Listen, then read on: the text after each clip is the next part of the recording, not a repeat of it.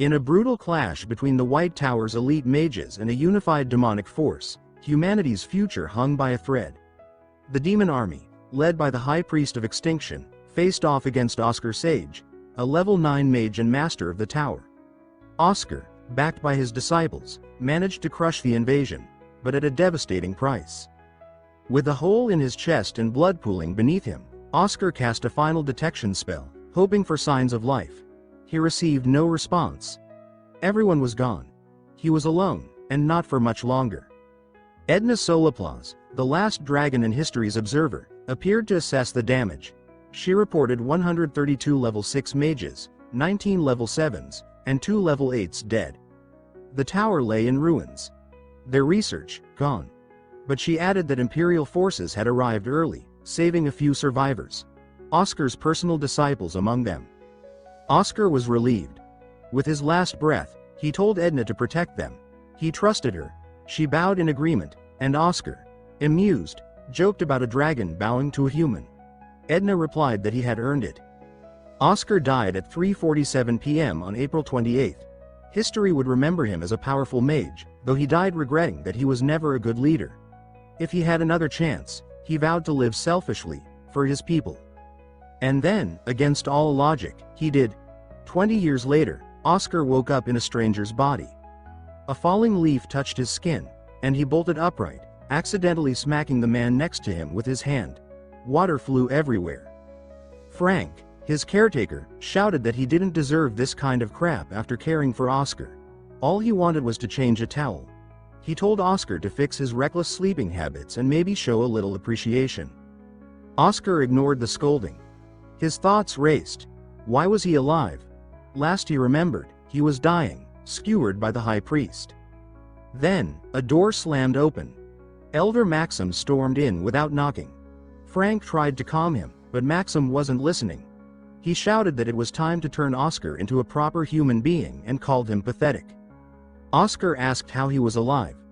Maxim found it amusing that Oscar, even now, realized he was the kind of cockroach who always escaped death.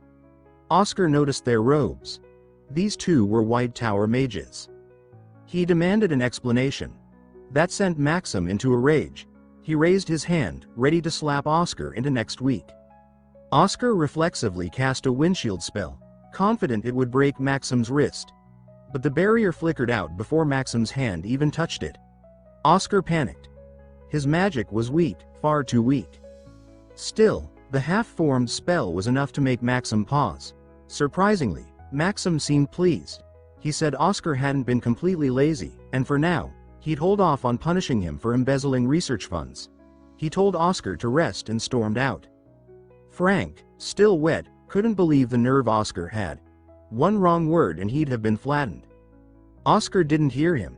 He was busy trying to figure out what had happened to his magic. His circuits were wrecked. Monolevels and purity were trash. He finally asked Frank what day it was. Frank replied, annoyed. It was September 21st. Oscar panicked. That meant he'd been out for 5 months. But Frank corrected him. It had only been a day. Oscar didn't like that answer either, but whatever. He told Frank to summon Lloyd. If not Lloyd, then Gila or Shasha. Frank stared. Did Oscar hit his head too hard? Those were the names of disgraced mages. Lloyd had joined the Red Tower. Gila stole a high-level spellbook, and only Shasha remained, now the Mage Tower Master. Oscar was furious. He denied the accusations, but Frank's sincerity made him pause. Could it be true? He demanded clarification. Shasha was a 5-year-old when he died. How could she be a Tower Master? Frank corrected him again. Shasha was 25 now. That's when reality started to hit. Oscar caught his reflection in the window. The face staring back wasn't his. He wasn't in his body anymore. He'd been thrown 20 years into the future, and the world had changed. Electricity, cars, and magic engineering had reshaped everything. It was a world his old comrades would have marveled at. In the ashes of despair, something remarkable had grown. He began to investigate the body he now inhabited. Oscar Crushen, age 20. A fallen noble's son, taken in by the White Tower at age 10. A level 1 mage with a decent face, but terrible magical potential. Apparently, The kid embezzled funds to buy an illegal elixir, hoping to boost his mana. Instead, he collapsed. Frank said he'd only been unconscious a day. But considering the dosage, he should have died. Oscar scanned his body. It held an abnormal amount of unrefined, pure mana. Way too much for a level 1 mage. Then something odd happened. Black gunk formed in his chest, slid down his arm, and dropped from his fingertip.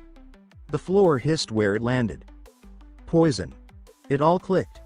The elixir was real and powerful, but also poison. Crushin didn't die from mana overload. He was murdered. And the poison dosage was far too high for a low-level mage. Someone had wanted him dead, no mistakes. Oscar didn't know who set this all up, or why, but one thing was clear. He had been given the second chance he once wished for. He swore not to waste it.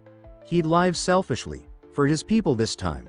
He owed the body's original owner a debt, and he intended to repay it, with vengeance.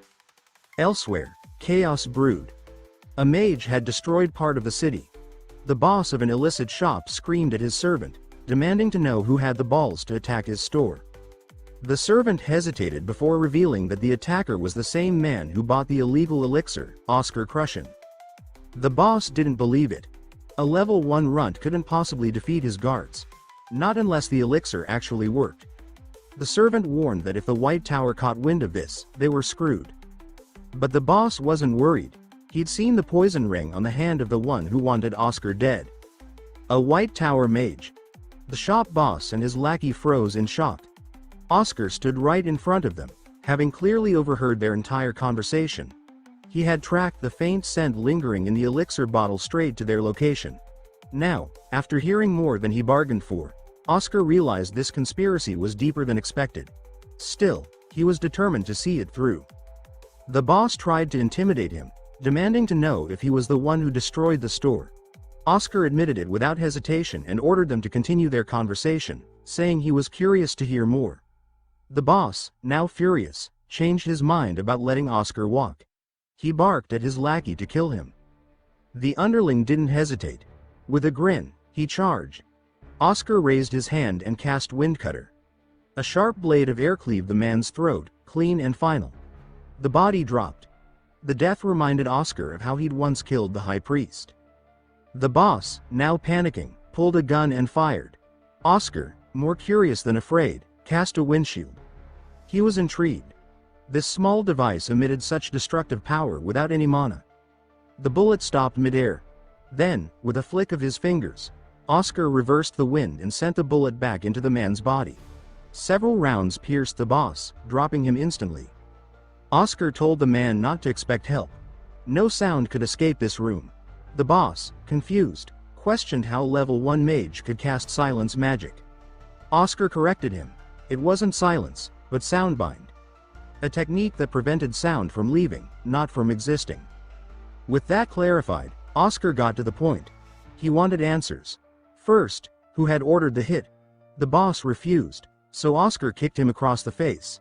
He noted how the man valued pride over pain, but that wouldn't save him. Oscar channeled wind into his body. Tiny blades stabbing him from within. The man writhed on the ground, his face twisted in agony. Eventually, he begged Oscar to stop and promised to talk. Oscar allowed it. The boss admitted that a hooded man had given them the elixir and some money, instructing them to sell it to Oscar cheap. They only agreed because the man didn't tolerate refusal. The man wore a White Tower ring, but Oscar suspected that was intentional misdirection. Oscar asked how the man smelled. The boss described it as crisp and minty, distinct, unforgettable. Oscar memorized the detail. Next, Oscar wanted to know how the shop intended to deal with the aftermath of poisoning a mage. The boss shrugged, saying the White Tower was too busy with the withdrawal from the 4 main towers to investigate anything properly. That caught Oscar's attention. He pressed for more. The boss seemed surprised that someone from the tower didn't know such basic internal affairs. Oscar claimed memory loss from the elixir. Accepting that excuse, the man handed over several documents explaining everything. Oscar scanned the papers. April 28th had been declared the day of the White Night in honor of Oscar Sage's death and the defeat of the High Priest. The Emperor had rewarded the White Tower with a 30-year tax exemption. But despite this, The tower had produced the worst results last year. 20 years after the war, it still hadn't recovered. Oscar was stunned. He remembered giving Edna crucial documents to prevent this exact collapse. He made a mental note to investigate further. The final pages detailed the tower's business failures. Curious, Oscar asked what kind of businesses the 4 towers were running now. The boss broke it down. The Yellow Tower of the East controlled lightning and pioneered the magic engineering boom. They created things like street lamps and vehicles. The Blue Tower of the South had cornered the potion market and expanded into agriculture and clean water distribution. The Red Tower in the desert had joined the military, helping with monster subjugation. As for the White Tower, they delivered mail. Oscar was speechless. Deliveries? With wind riders acting like postal birds? The boss explained they had a logistical edge, flying fast and safe. But to Oscar, it was disgraceful. The White Tower had once symbolized freedom, like dragons in the sky. Now it was reduced to a glorified courier service. He asked who approved such humiliation. The answer crushed him: Shasha, his own disciple and current tower master. Oscar didn't know what was worse: the betrayal of legacy or the fact that he had trained the one responsible. Shaking off the disappointment, he inquired about the Blue Tower's unusual businesses: selling water, managing agriculture. The boss explained that they controlled rainfall for drought regions and sold purified water at premium prices. Rich idiots were falling over themselves for it. Oscar thought it was absurd. Water was free. Wells existed. But apparently, luxury had found new meaning. With everything laid out, Oscar finally understood how far the White Tower had fallen. While the others built empires, the White Tower was scrambling to stay relevant. And with the White Night Festival only 7 months away, this might be their last chance to prove they still mattered. The shop owner trembled on the ground, his body racked with pain and blood loss. His limbs were growing cold, and death wasn't far. Oscar hesitated.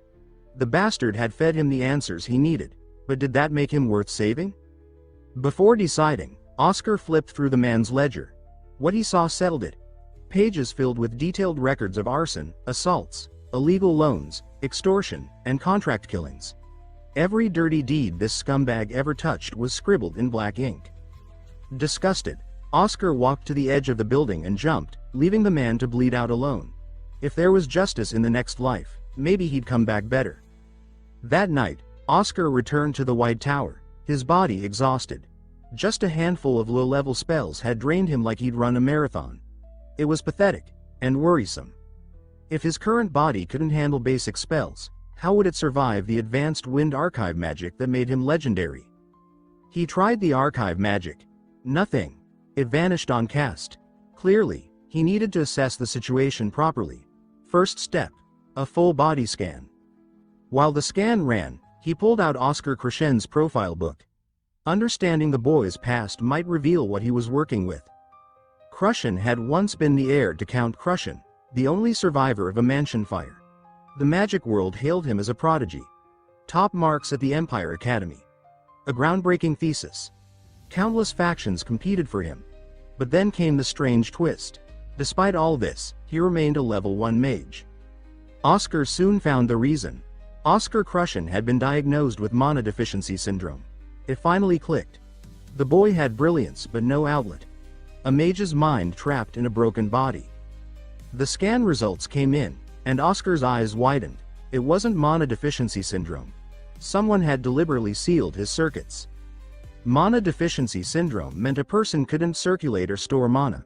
Normally, mages developed up to 20 physical circuits layered on top of their mana circuit. These determined their level. But if the foundation was broken, you could train forever and never break past level 3.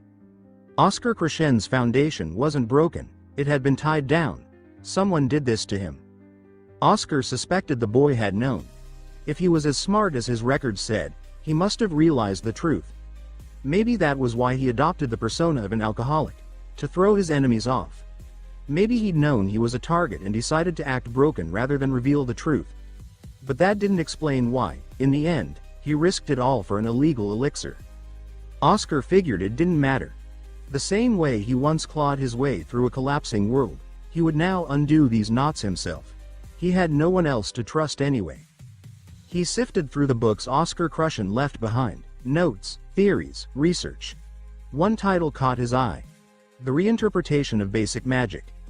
The pages were dense with scribbles and insights. Crushen had picked apart the structure of spells, reworked formulas, and explored how to adapt them to real-world situations. He even analyzed firearms and compared their effectiveness to magic.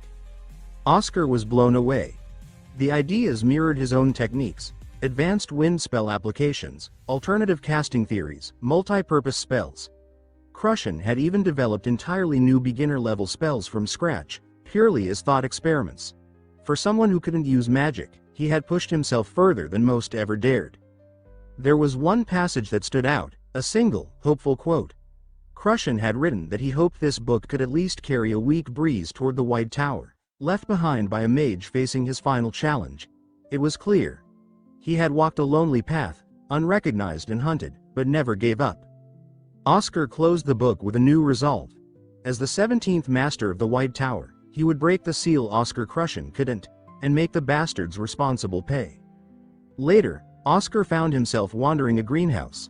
He had no idea how he got there, until he realized he was dreaming. The exhaustion from trying to break the seal must have knocked him out. A familiar voice rang out.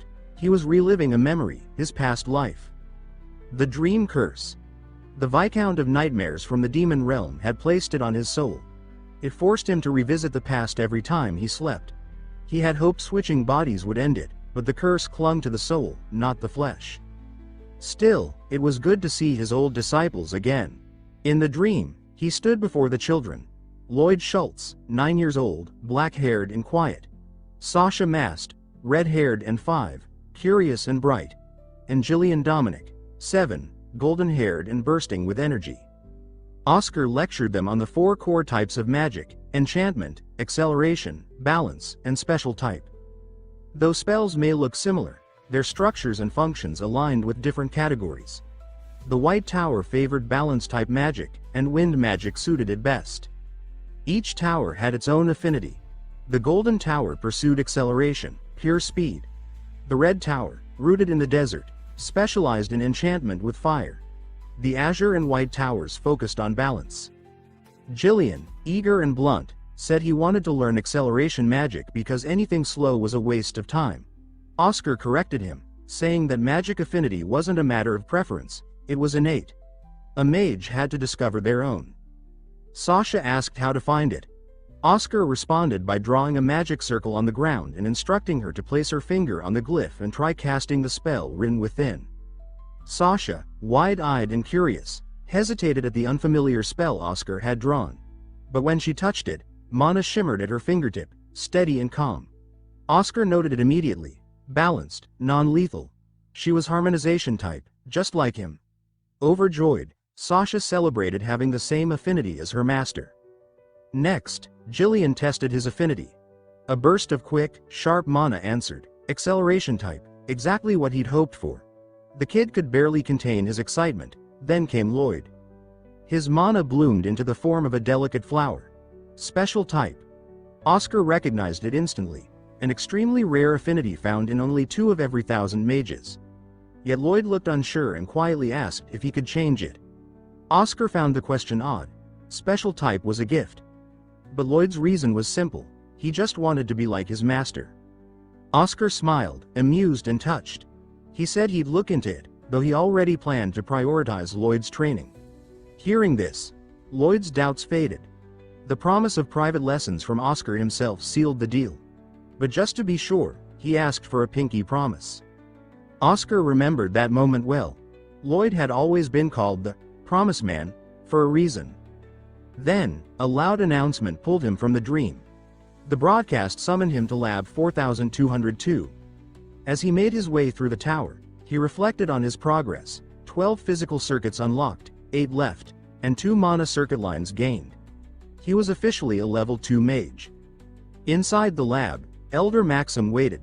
He greeted Oscar and mentioned rumors about his memory returning. Oscar confirmed it, which pleased the older man.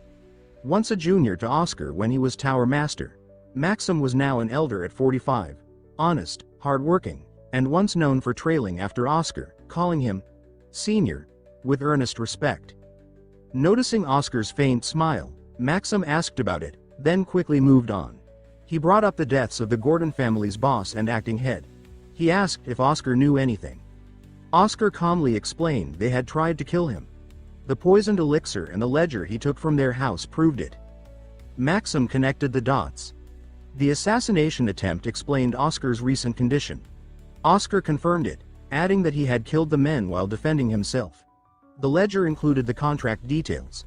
Maxim agreed to frame it as self-defense and promised to shield Oscar from any legal fallout. With that cleared, Oscar made a request. He wanted to meet the current Tower Master, Shasha. Maxim saw no reason to deny it, especially since the two had previously spoken often. This surprised Oscar. He hadn't known that Krushin had been close to Shasha. He wondered what those conversations were about. Unfortunately, Maxim said the earliest possible meeting was 6 months away, during the White Night Festival. Shasha was away on a commission, filling in for the absent High Mage. Curious, Oscar asked her level. Maxim replied that she was a level 7. Oscar reflected on that. At her age, he had already reached level 9. Given her potential, she should have reached level 8 by now. He wondered what had slowed her down. Maxim shifted the topic, bringing up a report that mentioned how unnaturally clean the corpses had been. He asked if Oscar had resumed practicing offensive magic. Oscar replied that he trained only when he felt like it. With that, Maxim dismissed him. After Oscar left, Vice Master Hamel Glimwitz appeared. He advised Maxim not to be too harsh with Oscar, saying that he had brought the boy into the tower. Maxim acknowledged the concern but insisted that Oscar should be held accountable if he caused trouble. Still, he admitted that Oscar's progress was impressive. Mastering a windshield spell in just days wasn't something a level 2 mage should manage. It meant Oscar had been studying hard. Satisfied, Glimwitz left for the Elder's meeting with Elder Fenelina. Meanwhile, Oscar found himself back in the tower's greenhouse, the same one from his dreams. As he walked through the greenery, he encountered the caretaker, an older man who introduced himself as Walter, the tower's facility manager. Though Oscar didn't recognize him, Walter did. Walter remarked on the memory loss rumors and confirmed them after seeing Oscar in person. Oscar noticed Walter calling him, "Young Sir Oscar," and asked why. Walter explained that he had served under the previous Tower Master, Great Sir Oscar, and used the title to distinguish between the two. Oscar asked Walter to stay by his side, to be a conversation partner. Walter appreciated the sentiment but confessed he wouldn't be around much longer. After 40 years in the tower, he was planning to leave. He'd watched 3 masters come and go, survived countless transitions, and outlived his peers. The only reason he'd stayed this long was because of something the former Oscar had once said: that everyone in the tower mattered, that they should live with pride as part of it. Walter had taken those words to heart. Oscar told him that was nothing to laugh at, that he was proud of Walter's dedication.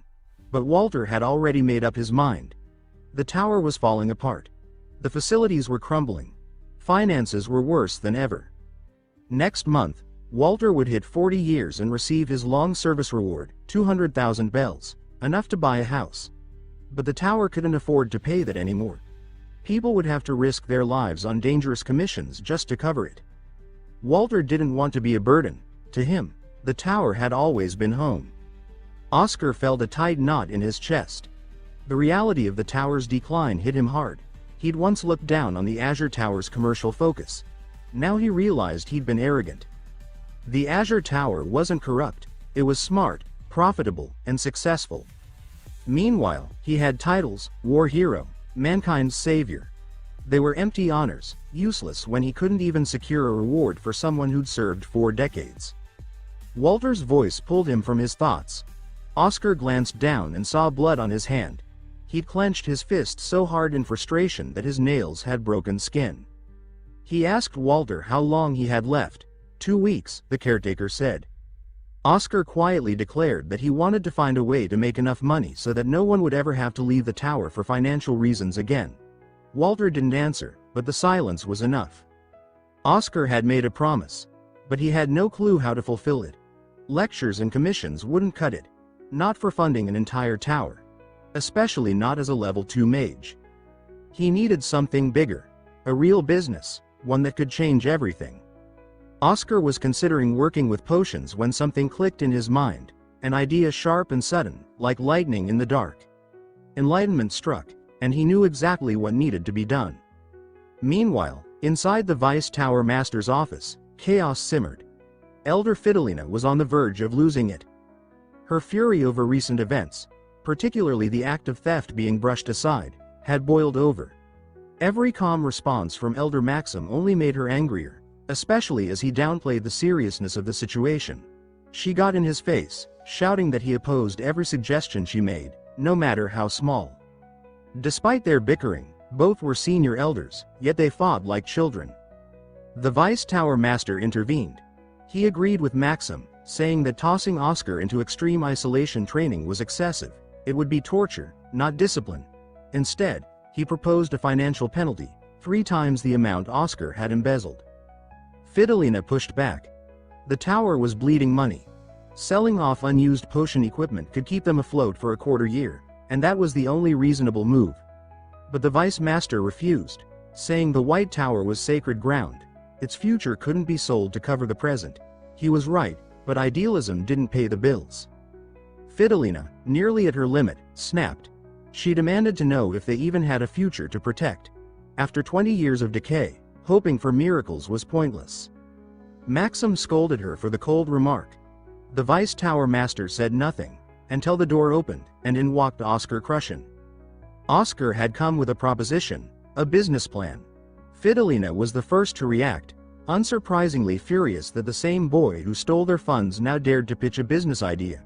She started ranting, but Oscar ignored her and spoke directly to the Vice Master. He brought up the recent news. Vince's estate was under lockdown due to a flu outbreak. The Vice Master suspected the Cadena flu, a dangerous illness with no existing cure. The vaccine once made by the White Tower had been destroyed 20 years ago, along with all research. Oscar revealed that even the Blue Tower hadn't replicated it. That was why he was here.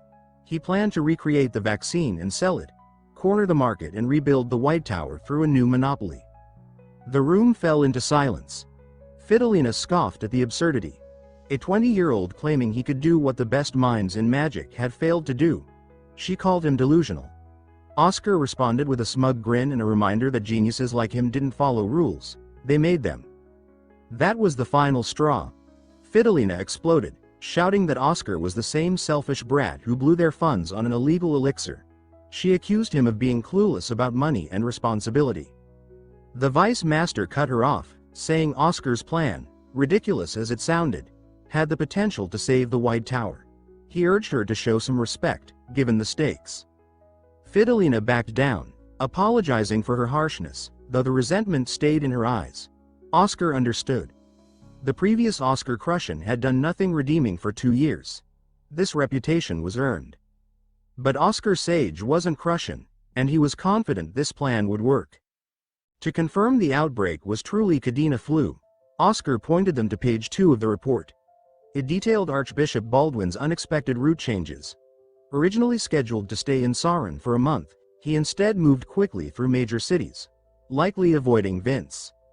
The El Terra Order, worshippers of Terra, had 7 archbishops bound by tradition. During pilgrimages, these archbishops visited noble estates to gather funds. Yet Saran was no longer a profitable city. It made no sense to skip Vince, unless something serious was happening there. Maxim speculated Baldwin was using prayer obligations as an excuse, but Oscar quickly dismantled that idea. The pilgrimage route was fixed: Saran, Mosque, Melbourne, Greenwale, and finally Vince. Baldwin's delays implied fear, possibly avoiding Vince due to knowledge of the flu. All 3 elders listened closely now. Oscar's conclusion was clear. Baldwin suspected the outbreak and was stalling. If an accident occurred in Vince, the El Terra Order would blame divine punishment, and Baldwin's chances of rising to cardinal status would be ruined. Maxim agreed. It made sense. Fidelina, despite herself, admitted Oscar's analysis was sharp. The Vice Master was impressed but explained they couldn't support him with tower funds. They had too many mages to look after. Still, believing in the idea, he offered Oscar 30,000 bells from his own pocket, a personal investment. Oscar went pale. That amount wasn't nearly enough, but he thanked him anyway. In the production chamber, Oscar nursed a headache. Plan B it was.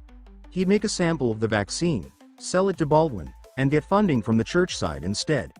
If Baldwin's status was on the line, he'd pay anything. Oscar rolled up his sleeves and got to work. The test run, a simple energy drink, had gone well. Frank had gathered the premium ingredients, and Oscar was impressed. He joked that Frank should become a merchant. Turns out, that's Frank's backup plan once the tower goes under. Oscar flicked his forehead for speaking ill of the tower. Though Elder Fidelina had assigned Frank to assist, Oscar was beginning to see another side of her. Maybe she wasn't as heartless as she seemed. Still, Oscar didn't need help. He just needed people to stop causing problems and start contributing. But Frank, despite being young, seemed sharp. Oscar had a question for him. Frank had noticed the ingredients Oscar requested were all toxic: black lilies, ghost mushrooms, red camellias. He expressed concern. Oscar explained that even poisonous herbs could be used medicinally, if processed correctly. First, they'd be detoxified by boiling for 12 hours. But that posed another problem. It also stripped out the nutrients. Oscar asked Frank if he knew about dumplings from the Yen dynasty. Frank nodded, and Oscar explained that the steamer used for making them could also detoxify herbs while preserving their nutrients. That was the plan. To extract about 98% of the ingredient's essence using steam, bringing their monopoly on the cure one step closer to reality. Frank asked if steaming finished the detox process, but Oscar clarified it didn't. The herbs only softened. The real detoxification happened with a spell called air drain, which pulled the poisonous steam out, leaving nothing but pure vapor. After that, the components were recombined into a single potion. And just like that, the impossible cure for the Kadena flu was complete. Frank was speechless. Oscar encouraged him to try it, but Frank admitted he didn't even know how to dual cast. Still, he gave it a shot. His mana control was shaky, but better than Oscar expected. When he hit his limit, Oscar teased him for struggling. Frank protested. He wasn't even level 4 yet. Oscar smirked and offered to teach him the secret. He explained that dual casting required splitting focus. One hemisphere of the brain on spell A, the other on spell B. Frank tried again, and this time, he succeeded. He was surprised it came so easily. Oscar explained that it was kept a secret technique, not because it was hard, but because senior mages hoarded knowledge. They wanted juniors to earn it, which in a real-world power struggle was a wasteful tradition. Oscar was glad to finally be pushing change. Frank's raw talent and quick grasp of magic impressed him. The kid was excited, eager to fetch more herbs. They moved on to the big steamer, scaling up the process. Hours passed, and Frank worked himself to the bone. Knees buckling, sweat dripping, he collapsed. But together, they produced over 500 bottles of vaccine. That's when Elder Maxim stormed in, holding a note in his trembling hands. The Blue Tower had arranged a meeting with Archbishop Baldwin, through their pharmaceutical company. Maxim feared they'd been outpaced. Oscar immediately understood the danger. If the Blue Tower secured a deal first, their shot at a monopoly would be over. Frank, devastated, was consoled by Maxim, but Oscar wasn't ready to quit. He reminded them that the Kadena flu was a B-rank disaster, and there was still one more play left. He suggested Maxim deliver the sample himself. His personal flight speed was faster than any travel wagon. The scene shifted to Archbishop Baldwin's residence, where the Blue Tower's envoys, level 5 mage Moiramian and director Neil Bryan, had arrived. Baldwin welcomed them and asked about the cure. Moira cheerfully reported that progress was steady, but clinical trials still needed months. Full release would take at least half a year. That didn't sit well with Baldwin, whose pilgrimage to Vince was scheduled in just 4 months. His plans were at risk. Then, a knock. Another guest. A young, black-haired mage stepped inside and politely introduced himself as Oscar Crushen of the White Tower. He promised a better offer. Moira's face twisted at the name. Baldwin was surprised. He hadn't expected anyone from the White Tower. Oscar stated that he was there to speak about the Kadena flu. Baldwin explained that Moira and Neil were already handling it. Oscar asked if he was too late, but Baldwin's irritation with the Blue Tower's timeline gave him a chance. The Archbishop was desperate, and Oscar was offering immediate results. Moira lashed out, calling Oscar a liar. She said the White Tower lacked the funds, equipment, and knowledge to pull off such a feat. Baldwin asked for Oscar's name again and whether he truly had a cure. In response, Oscar calmly placed a small wooden box on the table and opened it. Inside was a potion, its liquid shimmering blue. Moira froze. Baldwin leaned in, impressed, and asked how many units could be produced and how soon. Moira tried to object, but Baldwin silenced him, fed up with their empty promises. Moira pointed out that the White Tower, like them, didn't have official approval to sell medicine. Oscar agreed. But when Moira tried to use that as leverage, boasting of the Blue Tower's track record and their factory-scale production capabilities, Oscar cut him off. With a smirk, he reminded Moira of history. The White Tower, the first magic tower ever established, had monopolized the Kadena flu cure 2 decades ago. Moira dismissed the past as irrelevant, but Oscar wasn't done. He let his mana pressure bleed out into the room, and it weighed heavily despite him being only level 2. It shook Moira. This shouldn't be possible. Before the tension could rise further, a servant rushed in with a message. Baldwin had an urgent call, from the Lord of Vince. Baldwin answered and was stunned. The Lord thanked him profusely for sending the cure. Baldwin was confused. He hadn't sent anything. The Lord explained that a White Tower elder, claiming to act under Baldwin's request, had already delivered the vaccine, and it was working wonders. Patients were recovering within hours. It felt like divine intervention. Baldwin, stunned and elated, turned to Oscar. Oscar just stood there, calmly enjoying their shocked expressions. Moira's face turned a deeper shade of horror with every word from the other end of the call. No side effects. Rapid results. The Lord of Vince even asked for a second shipment. Baldwin, now fully convinced, took charge and assured the Lord they'd send more immediately.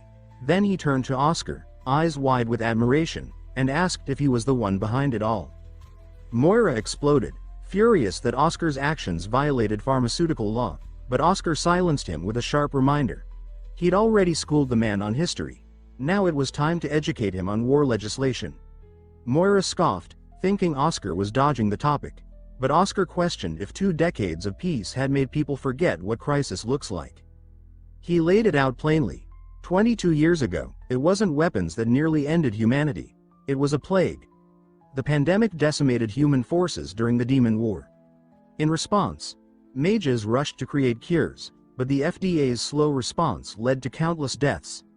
That failure led to a change in the law, declaring that in wartime or crisis, certain medical treatments would be exempt from FDA approval. Moira argued that they weren't at war, so the exemption was irrelevant. Oscar disagreed. He listed the 3 conditions that qualified: conflict between nations, internal rebellion, or the spread of a disaster classified threat ranked B or higher. The Kadena flu was ranked B, case closed. Moira was stunned. The pharmaceutical director tried to pivot, claiming they could now rush their own product to market. But Baldwin dismissed it. The White Tower had already acted, and more importantly, the Lord of Vince now believed Baldwin himself had ordered the cure. That political illusion couldn't be undone. Desperate, the director begged to negotiate prices. Baldwin slammed his fist on the chair, snapping that reputation couldn't be bought. He was done with them. Moira, seething, promised revenge and stormed out. Though Oscar found the threat laughable, mocking him for his melodramatic exit. He even joked that Moira must have rehearsed the line like a 2-bit villain.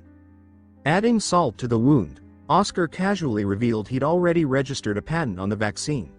If the Blue Tower wanted to sell anything, they'd need to pay royalties to the White Tower. Moira looked like he might burst into flames on the spot.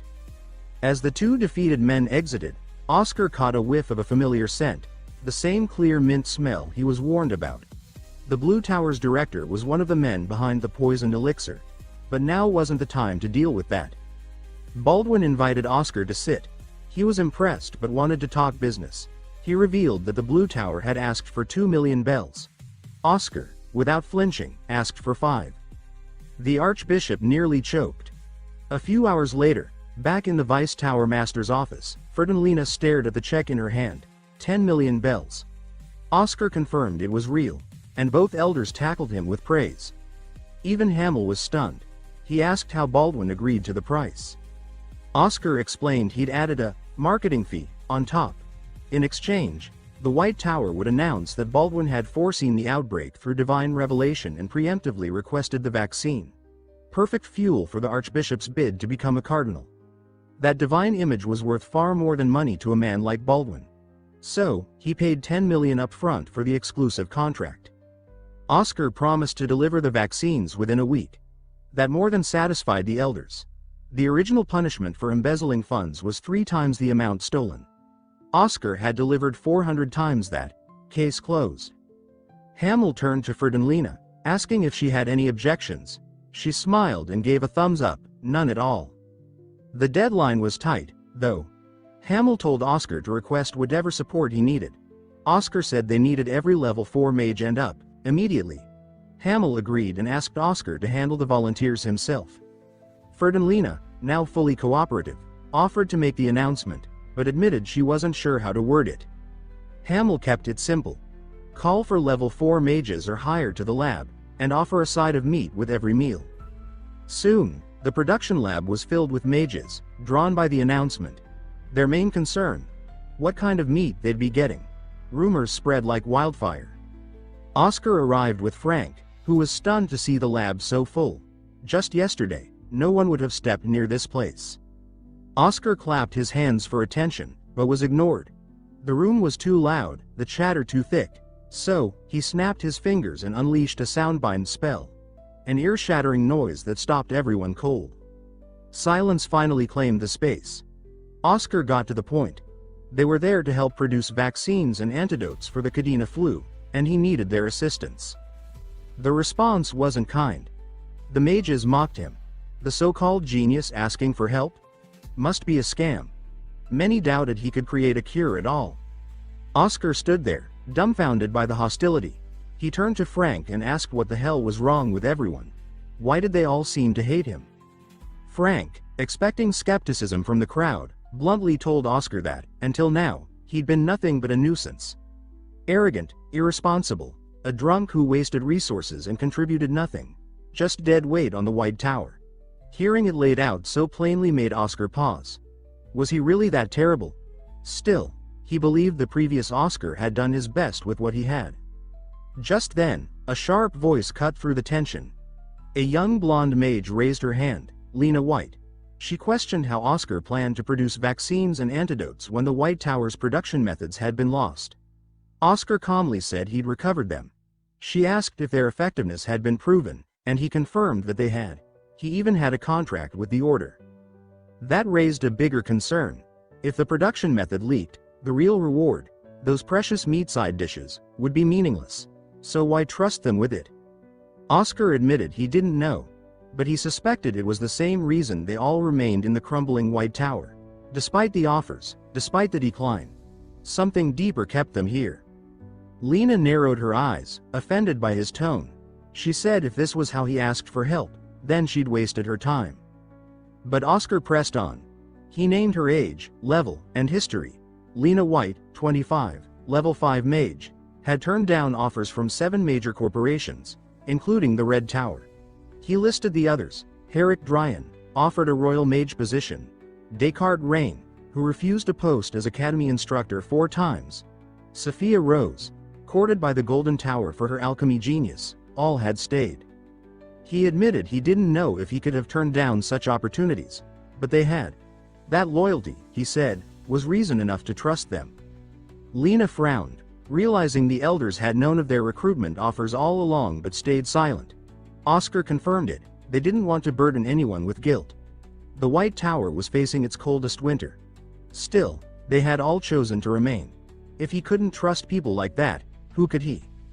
Then, with a dramatic shift, Oscar wiped away fake tears, claiming that if none of them wanted to help, he and Frank would do all the work alone.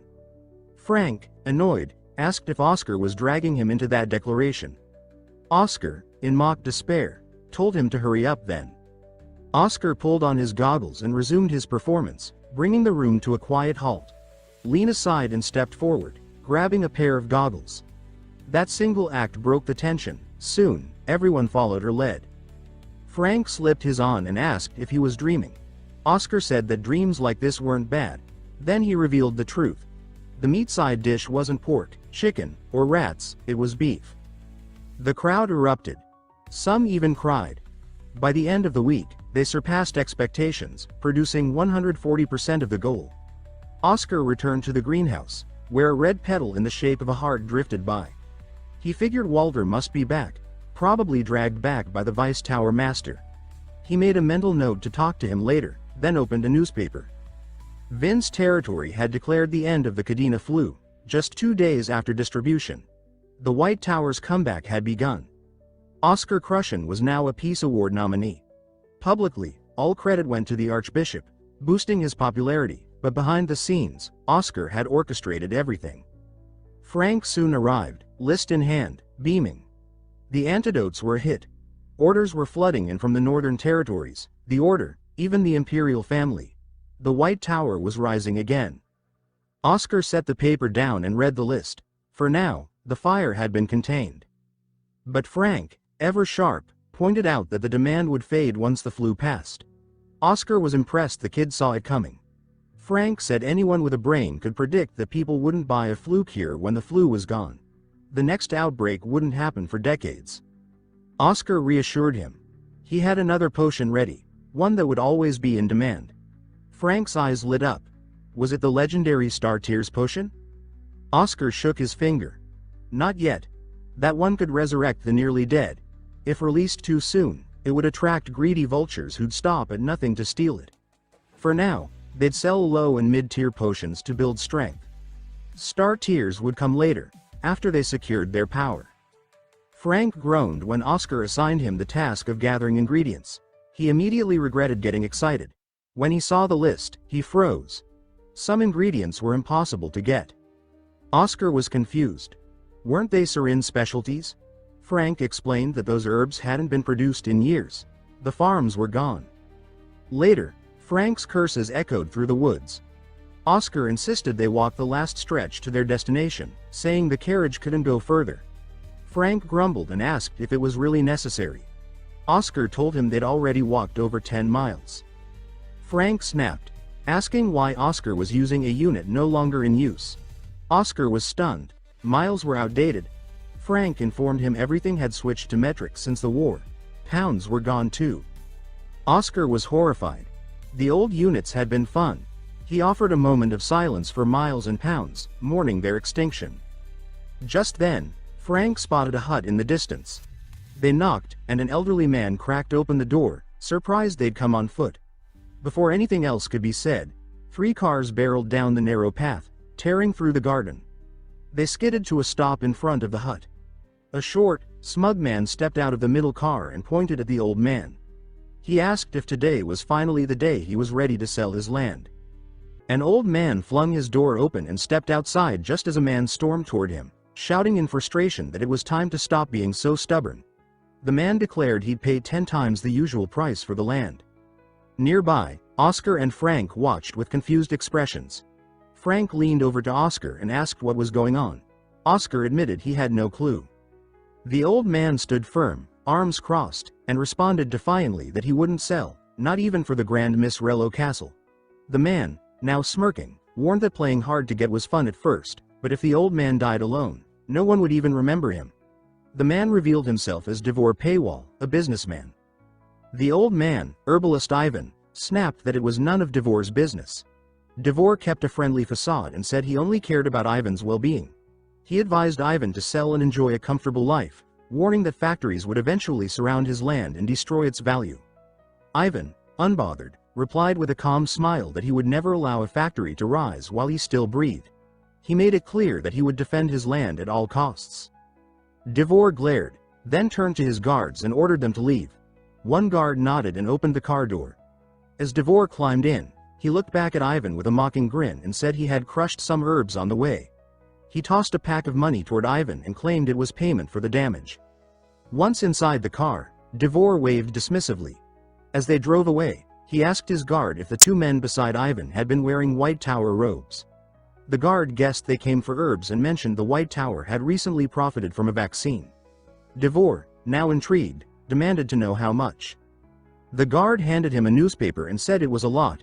After reading, Devor exploded in anger, hit the guard with the paper, and berated him for withholding important information. Devor feared that if Ivan gained the White Tower's support, he could resist for years. With loans piling up, Devor couldn't risk that. He asked the guard if they still had contact with the mercenaries. When the guard asked what kind of job, Devor laughed coldly and said they'd make Ivan disappear. The guard hesitated, pointing out Ivan's status, but Devor struck him again and said no one would care if Ivan vanished. With no owner, the land would be auctioned.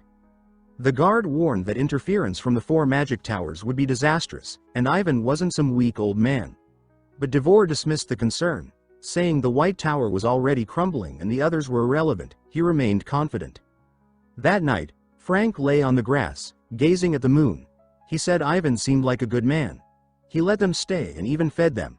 Oscar smiled and agreed. Earlier, as they approached Ivan's hut, Ivan had asked their names and said they should stay the night. Frank asked if that was really okay. Ivan replied with pride that his loyalty to the White Tower remained strong. Oscar quietly wondered what that loyalty meant. Frank had asked about the man from earlier, noting he'd arrived by car. Ivan, exhausted, answered that it was a madman named Devor Paywall, capable of kidnapping and murder for his goals. Ivan said Devor had bought every piece of land but his. Many herbalists had fled or vanished. Frank asked why Devor wanted the land.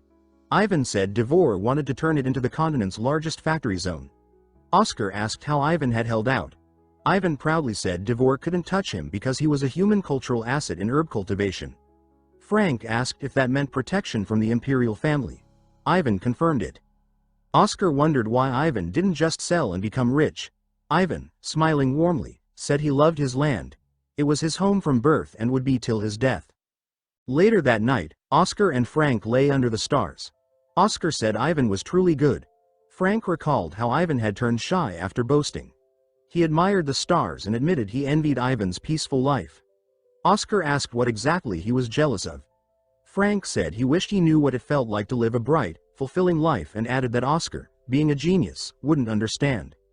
Oscar looked away, embarrassed, and told Frank he was impressive too. Frank blushed and thanked him, joking that even if it was flattery, he appreciated it. But Oscar insisted he didn't give praise lightly. Inwardly, he wondered why his younger self had ever called Frank a problem. Frank pointed to the stars and said they were beautiful. Oscar agreed and reminisced about when stars could be seen even in Serene City. Now, streetlights made the sky too bright. He missed the romantic darkness of the past. Frank teased him, asking how he remembered that, being younger. Then he asked if they could really revive Serene's herb industry. Oscar said it wasn't impossible, but they'd need to talk with Ivan.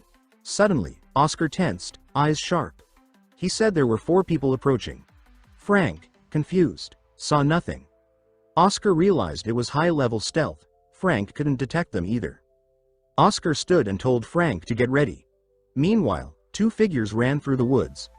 The boy mocked that Devor had turned down their offer to kill Ivan, calling him a coward. The old man said it didn't matter. They did as paid. The boy bragged about their notoriety and teased the old man for being too calm. Suddenly, their leader, Gun, barked an order to stay sharp. There might be a mage nearby. The old man said if it was the White Tower, it would be easier than facing the others. The boy hoped a mage would show, eager for a fight. He stepped into the hut, spinning a key in his fingers, thinking it was too easy. But as he neared the bed, he felt something behind him. He turned and saw Oscar, energy swirling in his fist. Oscar called him quick-witted but useless, then fired a wind bullet straight through his head, killing him instantly. Part sat up from under the blanket and commented that wind bullet was a useful spell. A technique Oscar had created to mimic a gunshot using wind magic. Oscar stepped outside, expecting 3 more enemies, but found only 2. The gang leader clenched his fist and asked what Oscar had done to Max. Oscar said Max was sleeping inside, possibly forever. The old man cursed Max for letting his guard down. The leader offered to let Max's death slide if Oscar gave up Ivan's location. Oscar refused, saying they could go ahead and hold their grudge. The leader ordered the old man to attack. Oscar blocked with a windshield but had to dodge as the shield cracked. The old man laughed mockingly. Oscar smiled back and called it impressive. The old man wielded a rare, unique weapon and claimed the fight was over. Oscar remained unfazed and launched magic balls that shattered the weapon. He said it wasn't impressive to him.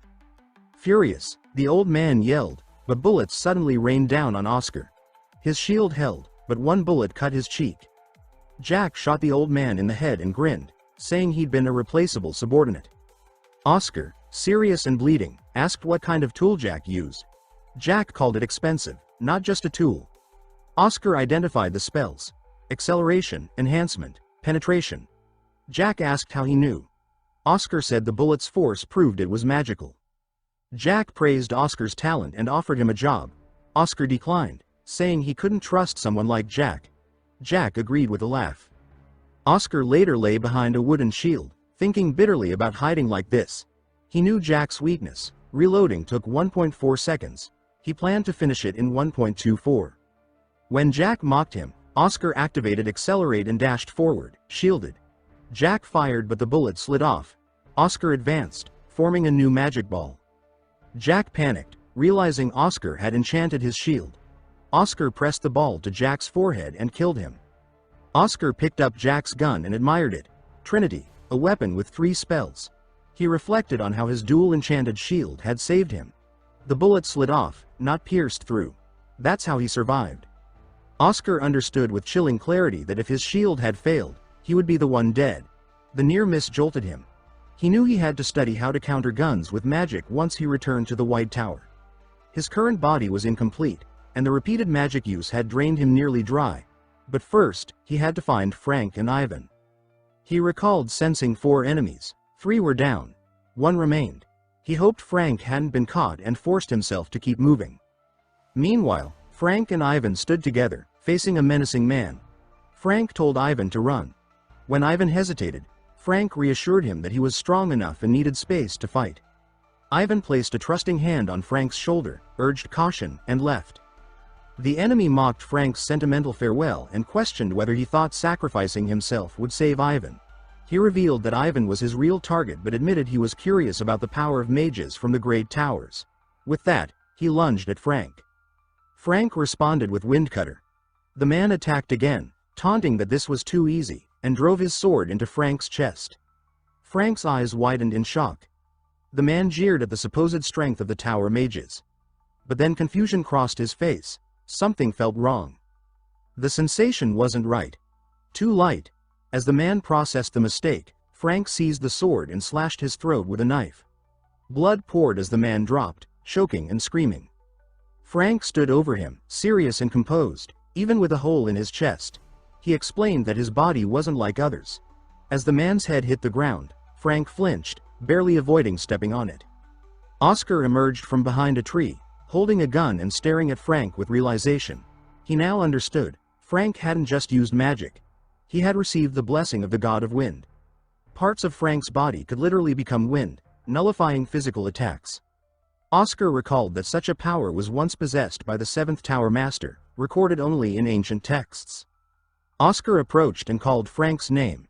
Frank jumped and caught his breath, startled. He asked when Oscar had arrived. Oscar answered calmly that he had just gone there and praised Frank's performance. Frank, flustered and joyful, asked him to say more. But Oscar shifted gears, asking where Ivan was. Frank's face turned guilty as he called out for Ivan. Oscar sensed Ivan's energy nearby and pointed in the direction. Frank followed, now silent and focused. The next morning, sunlight bathed the hut. Inside, Ivan hugged Frank with deep gratitude, saying he wouldn't have survived without him. Frank deflected the praise, pointing to Oscar, but Oscar corrected him. He admitted he had missed one of the attackers and repeated twice that Frank's actions had been crucial. Ivan placed his hands on Frank's shoulders. Frank, overwhelmed, awkwardly tried to change the subject. Ivan replied that their enemy wouldn't give up and would find another way. They gathered around the table.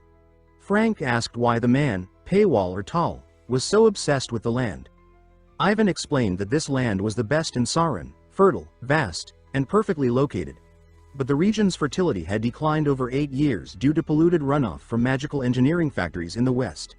If factories were built here, the land would eventually die. Oscar, thoughtful, asked Ivan about his loyalty to the White Tower. Was it tied to a promise made by Reinald Ius, the 4th Tower Master? Ivan was surprised and asked how Oscar knew. Frank looked lost. Oscar recounted the forgotten history of herbalists, once outcasts, distrusted, called witches.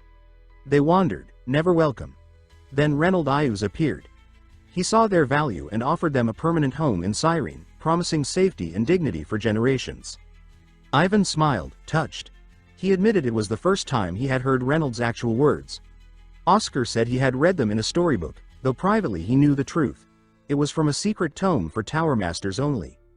Ivan continued, explaining how herbalists had gathered in Cyrene, finally finding peace. Frank started to ask about the White Tower, but Ivan cut in emotionally, saying the White Tower gave his ancestors pride and belonging. He could never abandon it. Oscar rose and bowed. He thanked Ivan for all his years of dedication and vowed that the White Tower would now protect him. Ivan was stunned, suspecting there was already a plan in place. He asked how it would work. Frank added that the imperial family would act if they knew someone had harmed a cultural treasure. Oscar was internally annoyed, wishing the emotional moment hadn't been undercut. Ivan warned that the imperial family's help might come too late due to their slow, precise nature.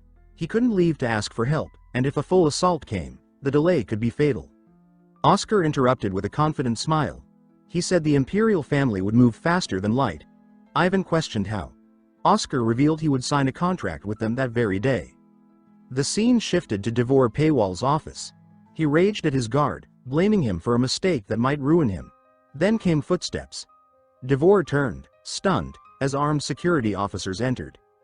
The lead officer, calm and authoritative, introduced himself as Senior Superintendent Walker of the Bureau of National Security. Devor asked why such a high-ranking figure had come.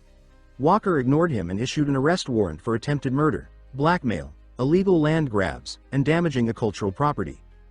Devor stammered in denial, calling himself a decent businessman.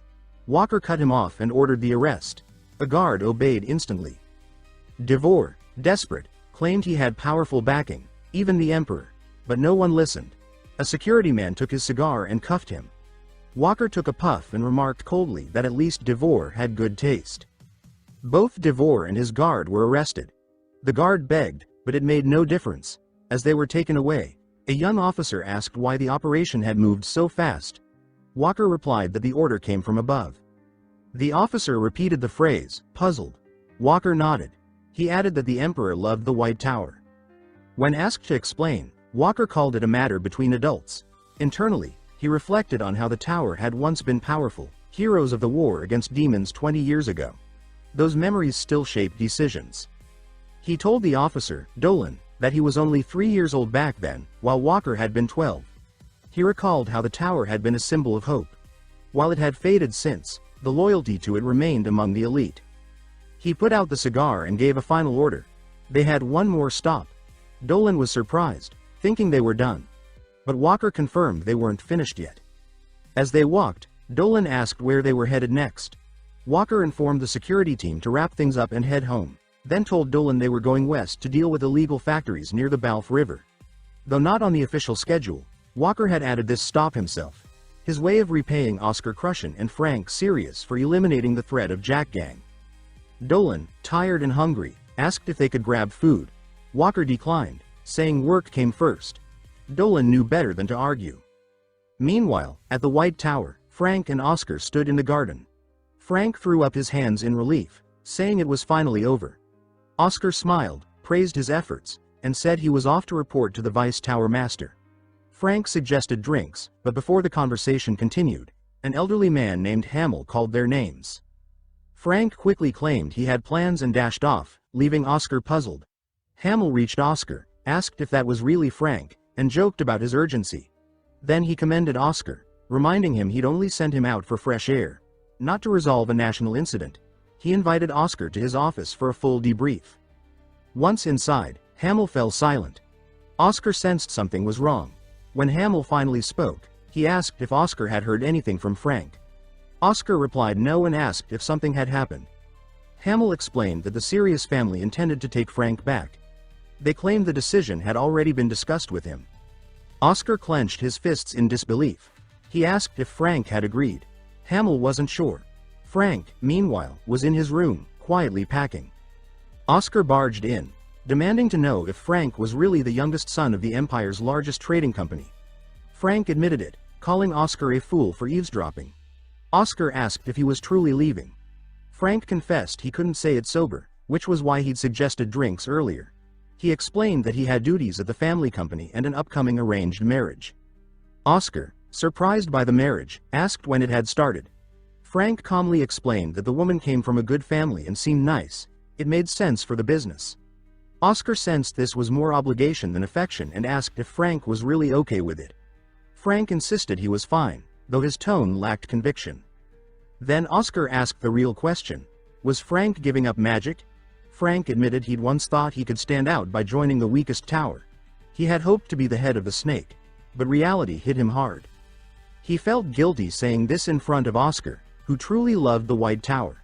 Frank explained that he hadn't made a real place for himself in the tower, and his family's call made sense. His tone was heavy with disappointment. Oscar called his name in disbelief. Frank tried to deflect with a joke, but Oscar looked him straight in the eye and said he was talented. Frank blushed and muttered a shy thanks, surprised by the compliment. Oscar then made an offer. What if Frank really did become the head of the snake? Suddenly, a boy entered the room and called out to Frank. It was his brother, Frank, who asked if Oscar was a colleague.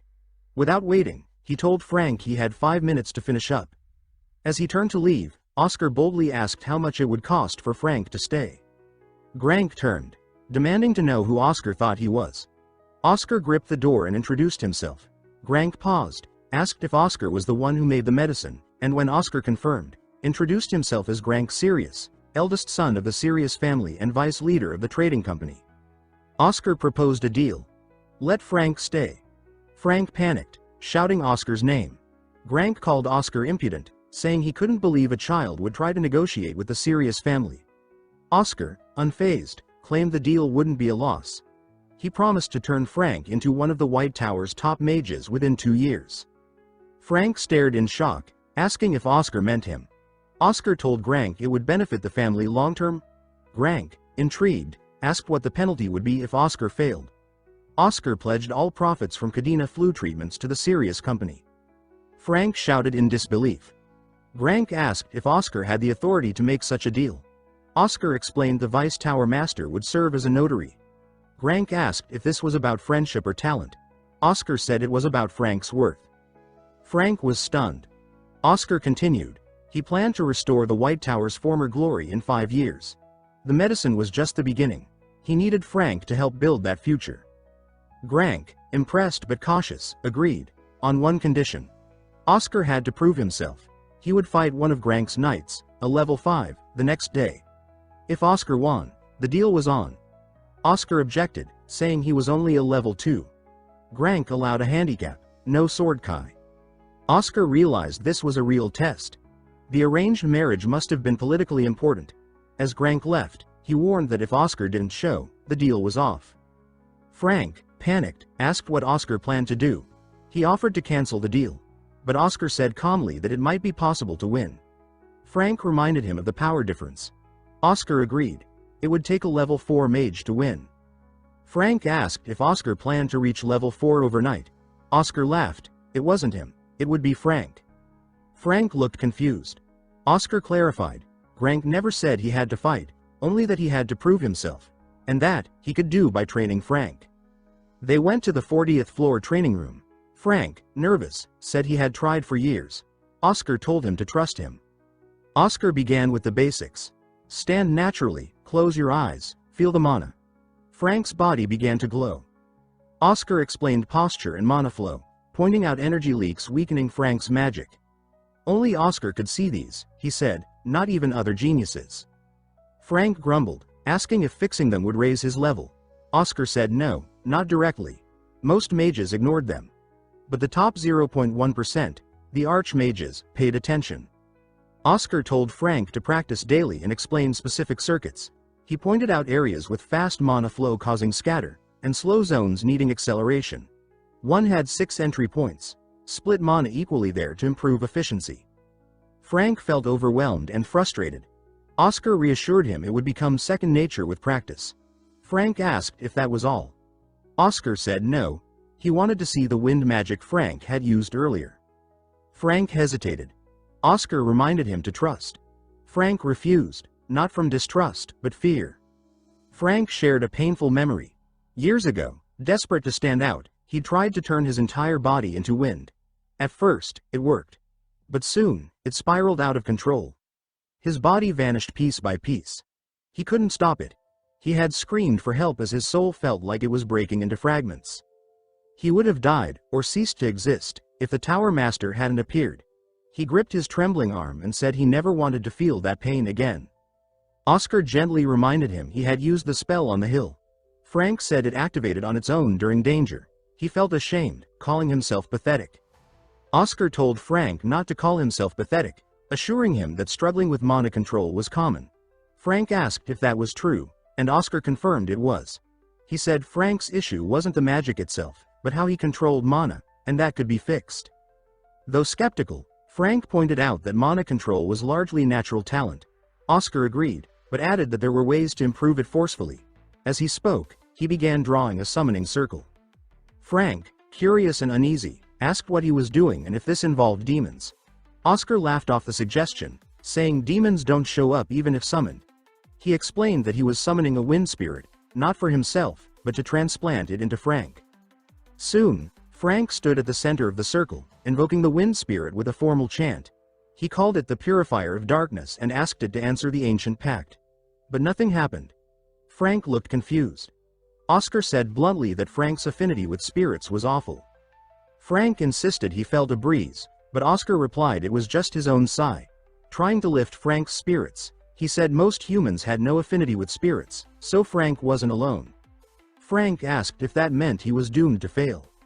Oscar stayed calm. Inwardly, he recalled a ritual he'd learned among the elves in a past life. He remembered how they encouraged him to try spirit summoning, and how it had worked unexpectedly well. They'd even said he was the first human summoner in 118 years. When Frank asked if he should try again, Oscar told him to step aside. He entered the circle, thinking the Spirit King would remember him. He closed his eyes and visualized the world tree where he first succeeded. Then he called out to the wind spirit. Wind erupted through the room. Frank shielded himself and shouted in awe. The summoning had worked. A towering, elder-like spirit appeared, arms crossed, asking if a human had truly summoned him. He said it had been 27 years since he was last called. Oscar realized that had been him, in his previous life. Oscar said he wanted a contract and asked if a formal agreement was needed. The spirit introduced himself as Celestine, the highest-ranking spirit, and said no contract was necessary, just a bond of friendship. But Oscar said no. Both Celestine and Frank were stunned. Oscar explained that he had summoned Celestine not for himself, but for Frank. Frank was speechless. The next day, under the bright sun, the duel began. Grank greeted Vice Tower Master Hamel and asked if he'd accepted the deal. Hamel confirmed it, saying Oscar's stubbornness convinced him. Oscar stood confidently. Grank introduced the knight, Lasley Morgan, level 5. Oscar introduced himself as a level 2 mage. Grank explained the duel rules. Take the opponent's necklace to win. If no winner in 5 minutes, it's a loss. Oscar accepted. Grank questioned Oscar's loose outfit. Oscar smiled and said he wasn't fighting. Footsteps echoed. Frank entered, ready and focused. Grank demanded an explanation. Oscar said Grank never specified who had to fight. He had trained Frank and believed a level 4 mage had a better chance than a level 2. Grank, stunned, asked how Frank had advanced in one day. Oscar slung an arm over Frank and said if he promised to make Frank a top mage in 2 years, this was just the beginning. Grank warned they wouldn't go easy.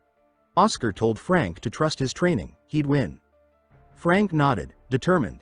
He greeted Lasley with respect. Grank raised his hand, signaling the start. Frank assessed the distance. 20 meters. Lasley drew his sword. Even without moving, his presence was overwhelming. Frank froze, considering surrender. But then he saw Oscar watching him, calm, supportive. Oscar's belief grounded him. Frank remembered Oscar's words. The new White Tower needed him. For the first time, he felt needed. With renewed determination, Frank summoned his magic. He called out Windblade. A shimmering blade of air formed in his hand. Eyes fixed on his opponent, Frank told himself he would not let Oscar down. Not now. Frank's wind-forged blade clashed repeatedly against Lasley, slicing the air with relentless force. Yet Lasley didn't budge. Though steady, he was surprised. Frank had grown far stronger. Lasley noted Frank's dual casting and how his attacks disrupted rhythm. It wasn't just magic. Frank had mimicked an elite sword technique from the Eastern nation. where masters fought without touching their swords, using pure energy. Frank had translated that into magic. Laszlo responded, breaking Frank's wind blade with a clean strike. He'd seen enough. He dashed forward with blinding speed, aiming a blow straight at Frank. Caught off guard, Frank barely managed to summon a giant wind-formed hand to block. Laszlo's assault crashed into the shield, slicing through it. Meanwhile, on the upper floor, Frank watched in disbelief. He asked how Frank had advanced so rapidly and accused Oscar of using forbidden methods. Oscar replied casually that it was all proper. Frank admitted he wasn't concerned for Frank's safety, just suspicious of how such growth was possible. Laszlo's attacks intensified. Though impressed by Frank's leap in skill, he believed the young mage had reached his limit. As he closed in, he prepared to end the match. Frank covered up, bracing for impact. In Laszlo's mind, Frank wasn't suited for combat. He saw a mage who, if pushed further, might welcome injury over failure. Laszlo believed Frank belonged in a safe, quiet life away from battle. Watching from above, Oscar announced calmly that the fight was already over. Frank turned, startled by Oscar's smile. Why was he so confident when Frank seemed cornered? The answer lay in the night before. Oscar had told Frank the spirit transplant succeeded, even if the spirit was low grade. Frank, sprawled on the floor, joked that the spirit had started cooperating after Oscar's brutal training. Oscar reminded him he still lacked full control. He had yet to overcome the trauma that kept him from turning entirely into wind. Frank, uncertain, asked if winning was possible. Oscar assured him it was, but only if he used 100% of the God of Wind's power. Frank asked what that meant. He thought becoming wind was the limit. Oscar explained the spirit's hidden ability: unitization, the power to transform anything touching the body into wind, including clothes or weapons. He called it absurdly powerful and advised Frank to keep it hidden until the final moment. Back in the present, just as Laszlo reached Frank, something unexpected happened. Frank dodged with sudden precision, slipping past the attack. Laszlo's hand grasped empty air. His own necklace was missing. It now rested in Frank's hand. Stunned, Laszlo could only think, this wasn't possible. Lines stood frozen, sweat beading on his forehead, his wide eyes locked on his empty hand. The necklace was gone. Frank had snatched it so fast, so clean, it felt unreal. He watched the chain dangle between Frank's fingers in disbelief. Then, Frank placed it back into his palm with a grin and raised both hands high, proclaiming he had done it. From the stands, Grang jumped up, his face pale. He said that it was impossible. Even the healing mages had declared the relic unusable. Hama chuckled beside him, saying that it seemed the match was over. Grang struggled to accept the result. He looked toward Oscar, who was waving at Frank with a proud smile and congratulating him. Frank waved back, beaming from the arena floor. Grang muttered under his breath, repeating that Oscar had claimed to train the boy for just one day. He lowered his gaze, unable to make sense of it, then descended to the arena and approached the two boys shaking hands. With a firm voice, he said that he accepted defeat. Grang and Laszlo left quietly afterward. Hamel, watching them go, sighed and said they must have endured much to make it this far. He added it was a shame to see them leave so soon. Grang bowed respectfully, replying that it was no trouble, and asked Hamel to continue watching over his little brother. Then, with a glance at Frank, he muttered that the boy had grown, just a little. Frank blinked in confusion, not catching the words. Grang walked away, saying calmly that it didn't matter. He wasn't meant to hear it anyway. Laszlo followed, bowing politely. Frank stood silent, unsure what to say. From a distance, Oscar smirked, thinking that the boy had definitely heard it, just pretending not to. Time passed. The next morning, Frank was pale. He pointed nervously at the stone gate ahead, saying that this was the entrance. Oscar nodded. Frank pointed again, now panicked, asking how this could possibly be a training hall. It looked like a dungeon. No, like hell itself. Oscar replied casually that technically, it was used as an underground prison centuries ago. Frank grabbed his head and shouted that he hadn't done anything wrong and didn't deserve to be locked up. Oscar answered that it was a direct order from the Vice Tower Master and a sign of high expectations. Frank screamed in frustration, saying that expectations now meant solitary confinement. He protested that he'd only had one day to rest. Oscar tried to calm him, suggesting he focus on the positive. He needed time to adjust to his spirit body and reflect on what he'd awakened at level 4. As Frank was pushed toward the gate, he muttered reluctantly that it made sense, but still. Oscar cut him off with a grin, saying that he wouldn't die.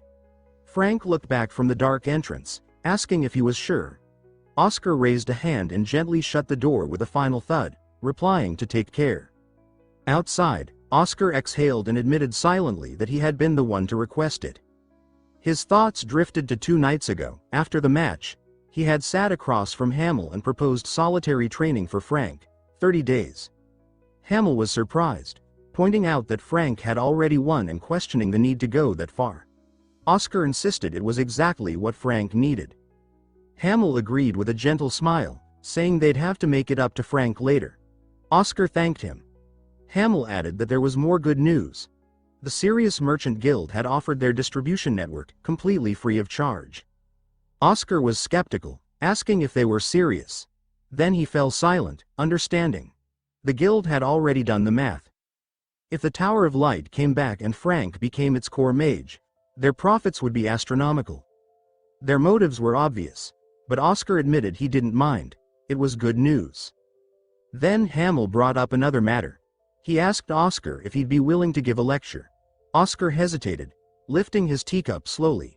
He said he could, though normally his focus was on potion development. Unless, he added, there was a reason the Tower of Light needed stronger mages. Hamel complimented him, saying he was sharp as ever, then asked if he'd heard of the Night of the Mages. Oscar said he had. Hamel leaned back and explained. It was a day when mages from all towers would gather, meant to sharpen skills and build unity. The Emperor had hoped to forge stronger ties, but it always devolved into chaos, loud arguments and magical brawls. Oscar reasoned that it must have been discontinued, but if it was being mentioned now, something was changing. He sat up, thinking that the Emperor must be planning to revive it. Hamel confirmed it. He said the event hadn't been announced yet but would be once the new year started. He admitted it could just be his paranoia, but the Black Tower concerned him. Oscar repeated the name, puzzled. Then Hamel made a claim that stunned him. He warned that if the Black Tower sought a place among the 4 great towers, then the Tower of Light would be their first target. Even though everyone was doing well, he said he couldn't shake the unease. Oscar clenched his fists and said he would do it. Hamel blinked at his sudden shift and asked if he was okay. The memory ended. Now Oscar walked through the 36th floor courtyard of the Magic Tower. He thought that the Black Tower was rising too fast, too arrogant. He'd never allow the Tower of Light to fall behind. At least they had brought Frank to level 4. That was something. Oscar smiled faintly. That low-grade spirit fusion spell had been the key. He was still grateful that a demigod had remembered him, a powerless human who failed to keep a promise. The memory came back clearly. 2 days ago, during the summoning ritual, the old spirit master had pointed at him, shouting that no one signs a spirit fusion contract using someone else's summoning. Oscar stayed calm, asking how he was supposed to relax under the circumstances. The man had raged, but Oscar stood firm and said to tell Silafrian of stillness. The white mage has returned. The master recoiled in shock, demanding to know what Oscar was, why the Spirit King would send orders through a mere human. Oscar rested a hand on his hip and told him that revealing the answer would ruin the fun. He asked again, deal or not? The man knelt slowly, granting permission for a low-grade fusion only. No full contract. Oscar accepted, saying that was enough, and thanked him. Just before he left, the man added that the Spirit King had one last message. Don't forget your promise. Oscar stood in front of a towering door, parchment in hand, and thought quietly to himself that this time, he wouldn't break his promise. Last time, death had come too quickly, but thanks to that sacrifice, some from the Tower of Light had been saved. Now, he said to himself, it was time to repay that debt, with interest. He looked down at the notice. Special lecture announcement. Audience. Mages under the Tower of Light topic. Re-explaining fundamental magic. Time. Every Monday and Thursday, 9 a.m. and 3 p.m. Location. Main Tower, 36th floor, Lecture Room 4. Oscar gave a faint smile and decided it was time to get to know the next generation. Inside the classroom, a young man strolled in, joking that he recognized a lot of faces and was surprised so many had survived. He walked through the aisles and asked if the class was capped at level 3, noticing no higher level mages. A girl nearby said it made sense since it was a basic course, and another added that the tower had become more relaxed lately, especially since the Vice Tower Master himself had invited the lecturer. They exchanged excited remarks about the main building hosting the class, once a place for royal seminars, but a mocking voice interrupted. Damien Proud, son of Count Proud, dismissed their excitement and said it was just a forgotten classroom. He argued that if it were truly valuable, the lecture would focus on advanced spells, not theory. He pointed out the lack of notable students, especially one particular prodigy, and sneered that even that arrogant level 2 genius hadn't bothered to show. But just as tension rose, a pressure swept through the room. A ripple of mana silenced everything. Damien reached for his throat, panicking. His voice was gone. Footsteps approached. Oscar entered calmly and introduced himself as the instructor, Oscar Crucian. The students stared in shock. A level 2 mage was teaching them? Oscar acknowledged their disappointment and said that anyone unhappy could leave. He placed a small hourglass on the desk and stated the condition. They had 10 minutes to prove they didn't need this class. Anyone confident in their knowledge could walk out. A heavy silence filled the room. Many thought he was bluffing, sealing their voices, then asking them to speak. Obvious trap. Damien, seething, figured the silence spell must have a flaw. Oscar watched quietly, waiting. Then, with a loud smack, Damien stood and grinned, claiming victory. Oscar's eyes lit up slightly and recognized him from the rookie lists. Gifted but stubborn. He congratulated Damien, snapping his fingers to release the spell. Cheers broke out as others regained their voices. Oscar raised a hand and flipped the hourglass. Time was up. Only Damien had passed. Damien smirked and said he'd be skipping class. Oscar nodded and said it was his choice. But Damien hesitated. It was too easy. Something about Oscar's presence intrigued him. Instead of leaving, he sat back down, feigning a stretch. Oscar smiled knowingly and said that since Damien passed, he'd receive a reward. A new spell. Damien approached. When asked his favorite basic spell, he said Windcutter. Oscar asked for a demonstration. Damien conjured a sharp swirl of green-blue wind, muttering that it was a hassle. Oscar watched, impressed, then said flatly that it wasn't Windcutter. He waved his hand through the swirling mana, breaking it apart effortlessly. He explained the first flaw. The spell wasn't truly made of wind. Wind had to move, unceasing and free. Damien gasped, struck by the clarity of that idea.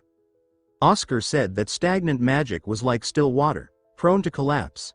Wind magic, especially in the White Tower, required fluid, constant movement. Then he pointed out the second flaw. Damien wasted too much mana. Damien stared, stunned. Oscar could see that in just one cast.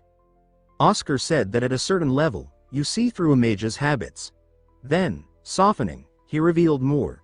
He could tell Damien had learned Windcutter by watching others in his family. He likely pushed excess mana into it to compensate for missing technique. That habit stuck. Damien stood in shocked silence. Oscar simply told him that now that he knew, he could correct it, and finally master Windcutter. He added with a wry smile that letting a student like Damien skip class would have been a waste.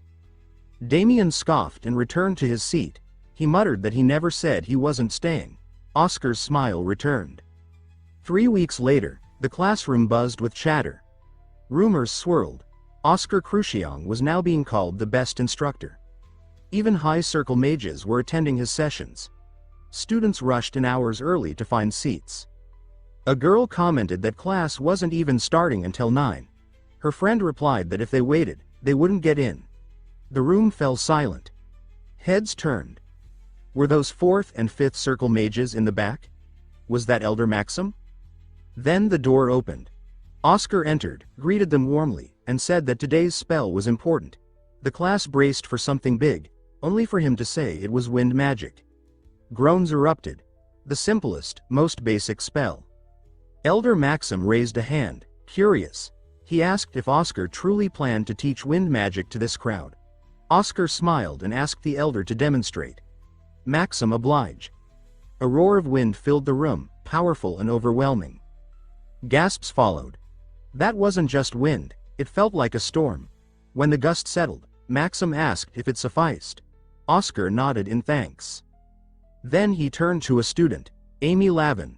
She blinked in surprise. Why her? Nervously, she cast wind. A warm breeze flowed gently through the room, soft, subtle. Oscar raised a hand, catching both currents in his palm. He asked the class what they noticed. Students whispered, range, temperature, pressure. Veronica Fricks spoke up, saying it was the nature of their mana. Oscar turned toward her and confirmed it. He explained that although the spell and incantation were identical, the mana made them completely different. One wind was scorching. The other, a breeze in spring. He then asked the class what mana truly was. One student answered with the 4 systems: harmony, acceleration, reinforcement, specialization. Oscar clarified. Those were usages, not nature. At the chalkboard, he began to write. He explained that understanding mana's essence began with harmony, especially in the White Tower and Blue Tower. Then he posed another question. Why were those 2 towers considered the heart of the harmony system? A student guessed it was due to elemental makeup. Oscar smiled and pointed, confirming the answer. Oscar stood at the chalkboard, illustrations and symbols scrawled across its surface, and began breaking down the essence of elemental harmony. He explained that while the red and gold towers produced powerful, fast magic, they lacked harmony, because in nature, there's no such thing as cold fire or cold lightning. But wind and water, they could be both hot and cold. That's why the blue and white towers represent the harmony system. He summoned a droplet of water into the air and explained how water boils, apply 100 degrees of heat and wait. Simple. Then he shifted the droplet into steam, the surrounding air heating instantly, and pointed out that generating hot wind took even less effort. A sudden shift in temperature swept the room. One half hot, the other cold. He explained that wind is adaptable, the freest element. It can burn like fire, strike like lightning, or soothe like water. Unlike water, which can't mix with oil, wind has no such constraints. It can mirror a mage's inner nature without resistance. And said that to be true White Tower mages, students must understand their relationship with wind. Then, with a raised hand, he posed the core question of the day. How does one define wind as a living essence? Before he could continue, a low voice cut through the silence. Elder Maxim, seated at the back, was murmuring, seemingly unaware of his surroundings.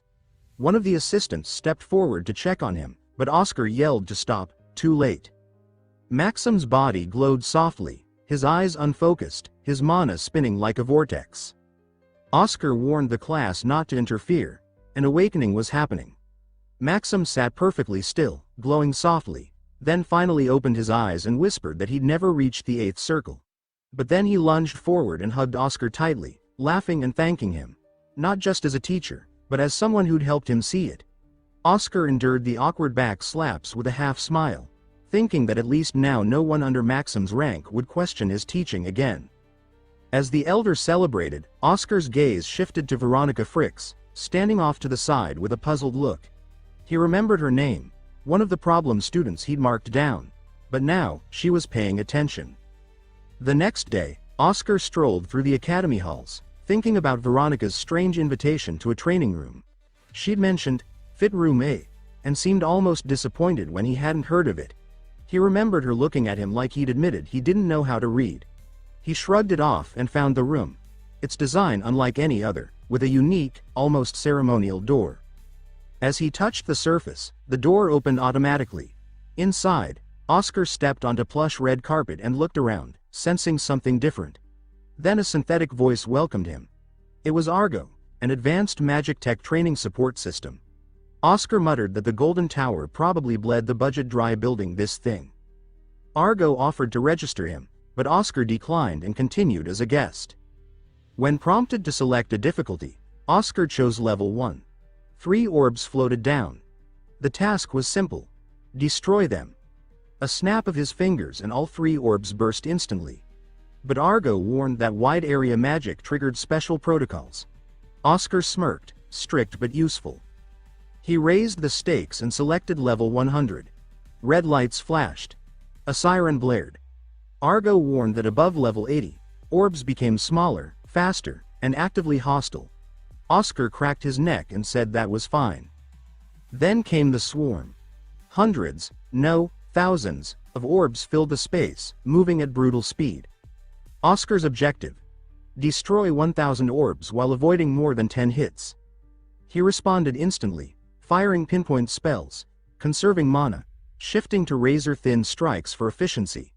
His movements became a blur, dodging and countering with surgical precision. Eventually, the final orb burst. Oscar dropped to one knee, drenched in sweat, gasping. Argo congratulated him for clearing level 100. He lay back, arms spread, staring at the ceiling, thinking this generation's tools were no joke. Brutal, but effective.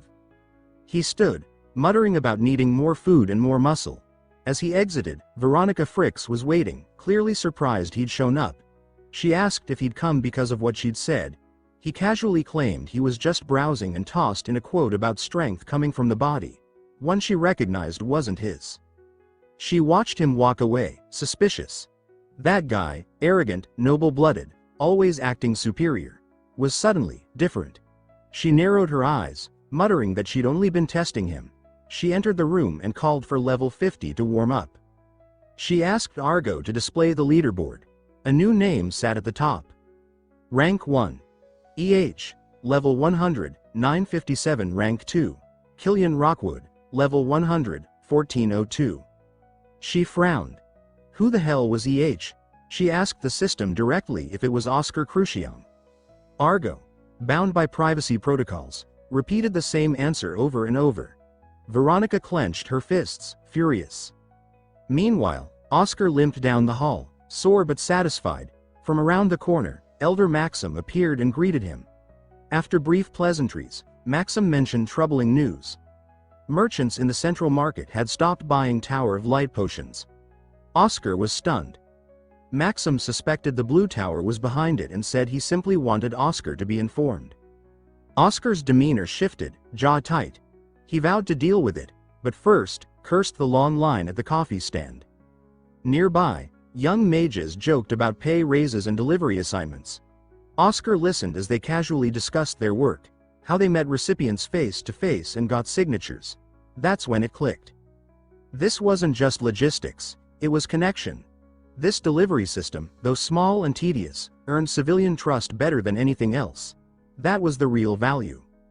Excited, Oscar grabbed one of the couriers and confirmed, yes, they always delivered directly to customers. He shook the mage's hand with gratitude and sprinted off. Moments later, in Hamill's office, Oscar made his pitch.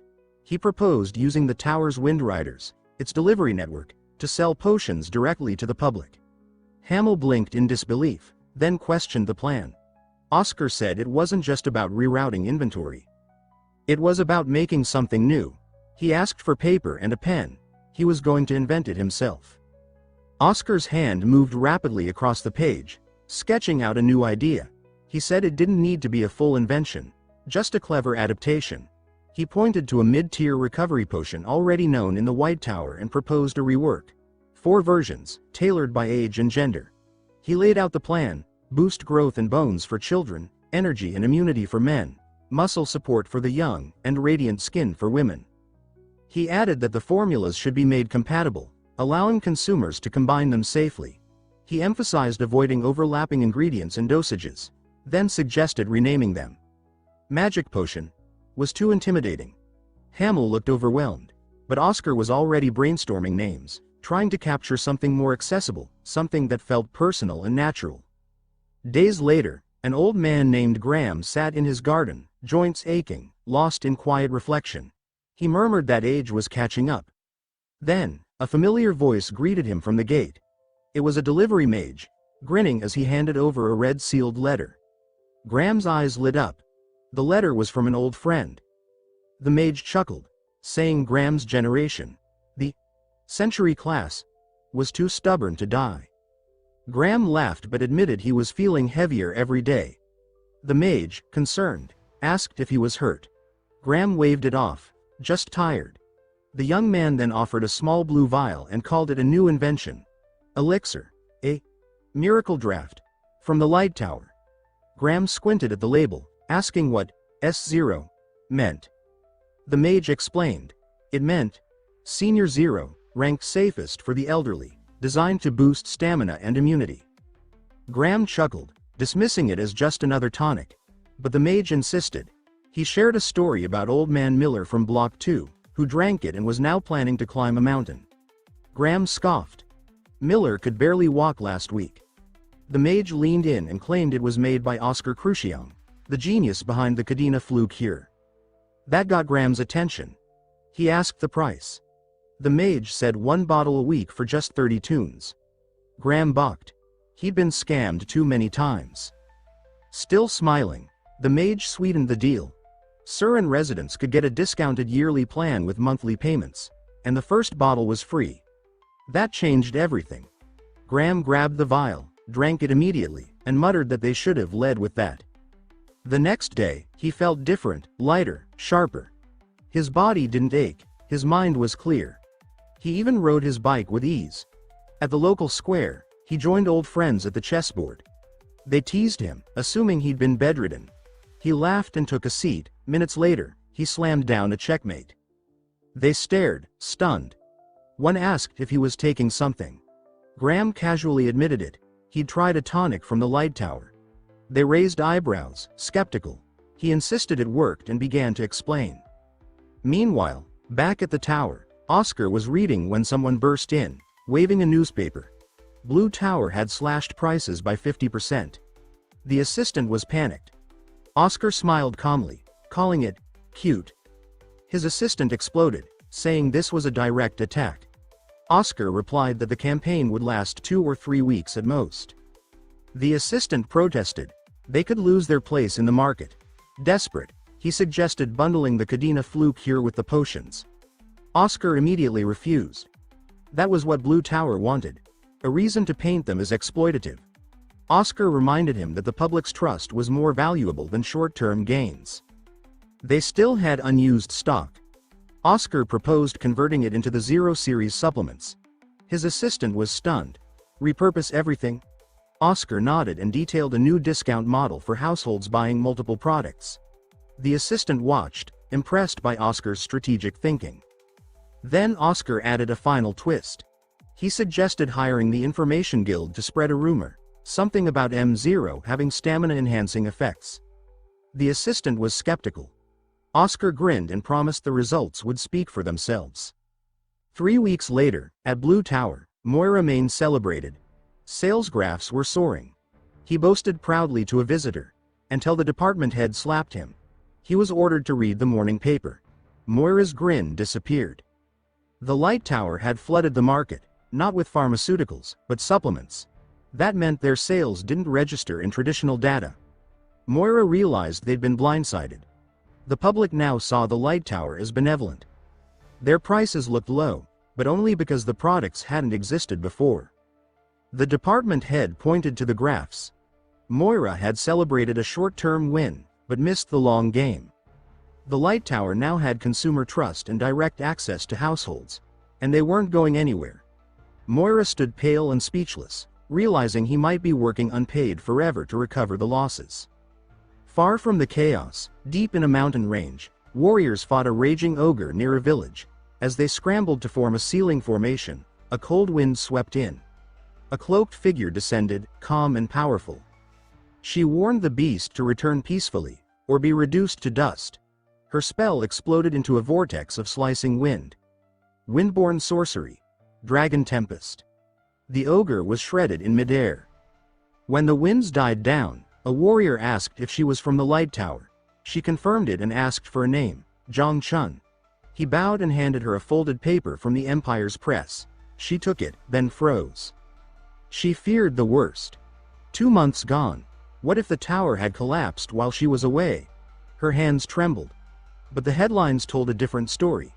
The light tower was thriving, leading the market with innovation and public support. Shasha Maist, Tower Master of Light, stood stunned. She touched the paper as if unsure it was real. She whispered, asking if this was fiction. Zhang Chun stared, confused. She collected herself and turned away, instructing him to send the commission fee to her account. Then, without another word, she rode the wind skyward, heart-pounding. What happened while I was gone? She wondered. I need to see it with my own eyes. Meanwhile, Lena exclaims that Oscar definitely is a mage. Oscar, taken aback, asks what she is saying all of a sudden. Lena explains that she thought the situation was really like magic, and she questions how Oscar managed to shake the Azure Tower with a single interview.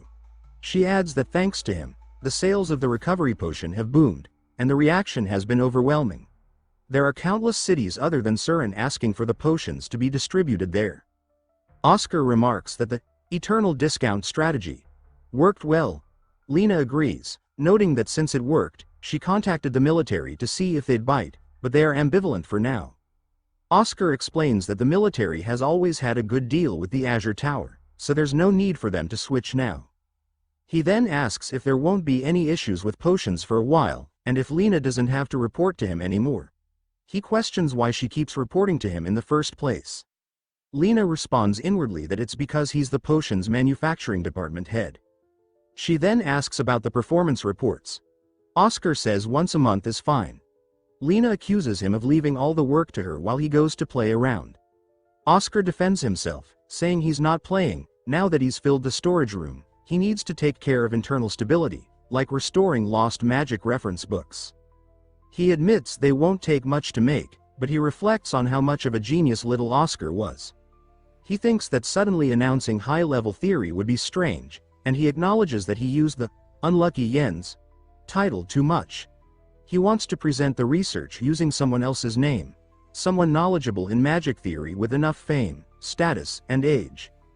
Meanwhile, Schwein Koch, an elder of the White Tower, is seen in a dimly lit room, muttering that he hasn't seen sunlight in a while.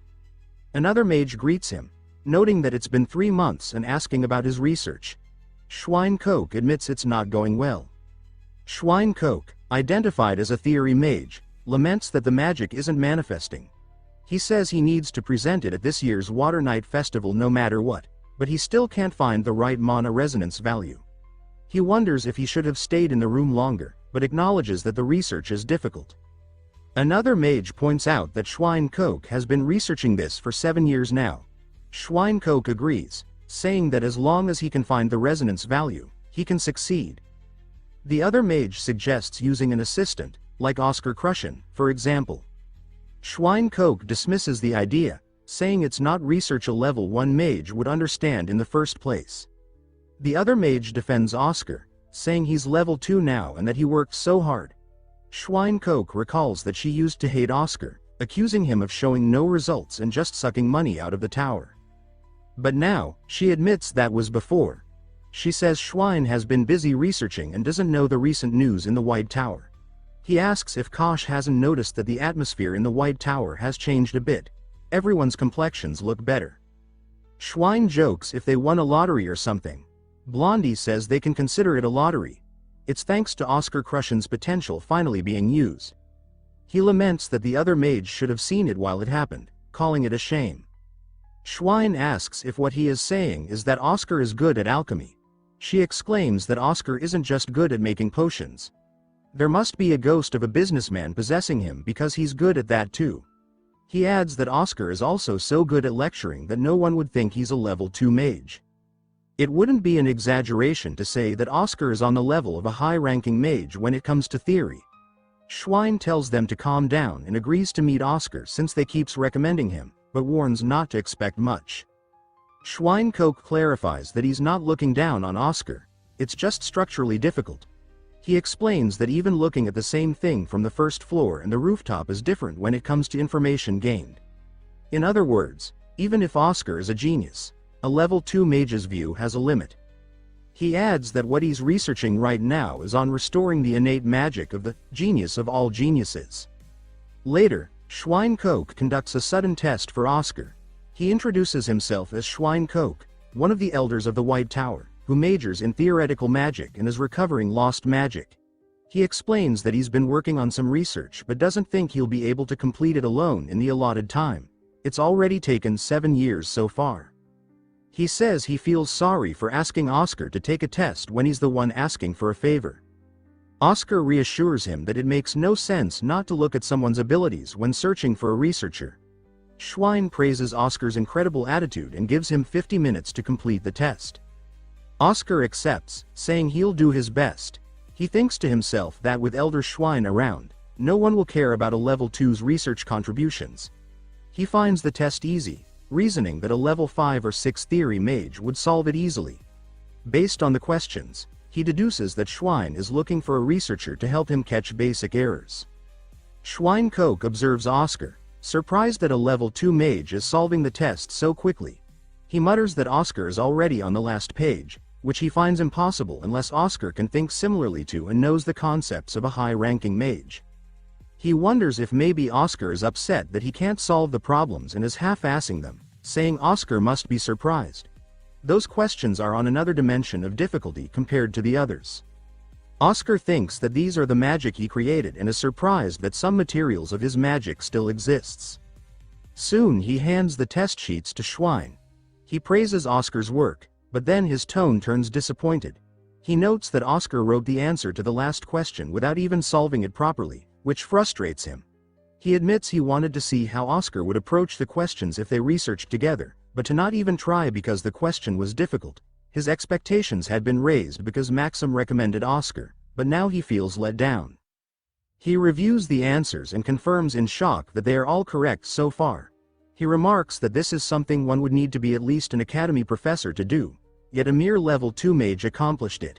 He wonders just how impressive Oscar's arithmetic abilities are. Schwein-Koch then asks Oscar if he thinks his answers to the last question are correct. Oscar, slightly taken aback, confirms that they are. Schwein-Koch presses further, questioning which of the 4 mana values Oscar wrote down. Oscar explains that he used the fluid mana value and asks if he approached it wrong. Schwein-Koch's eyes widen as he processes Oscar's reasoning. He realizes that, based on the structure of the formula, a unified mana value would cause errors, so Oscar solved it using a fluid mana value that would change according to the process. He hurriedly grabs the papers and declares that they can use these values to test the magic immediately. A moment later, Schwein-Koch is visibly shocked, muttering in disbelief, "How can this be?" He turns to Oscar with newfound respect and exclaims that he will have Oscar as the co-author of the thesis rather than just a supporting researcher. Overwhelmed, he thanks Oscar profusely. Oscar, piecing things together, hesitantly asks if the magic Schwein-Koch was researching was the one from the last question he solved. Schwein-Koch confirms it, revealing that it was the magic created by the previous generation's magic tower master, Oscar Sage. Schwein-Koch then questions why Oscar Sage recovered this magic, even though he looks so young. He explains that this magic only requires the user to expend mana once, creating a nearly unlimited supply of wind and directly defying the law of conservation of mana. He calls it a perfect, infinite mana source in theory, hence its name, Ouroboros, representing endless circulation and eternity. However, Oscar admits that by his standards, it is a failure. He reflects on how humanity, which conquered land and water, could not reach their final location, the sky.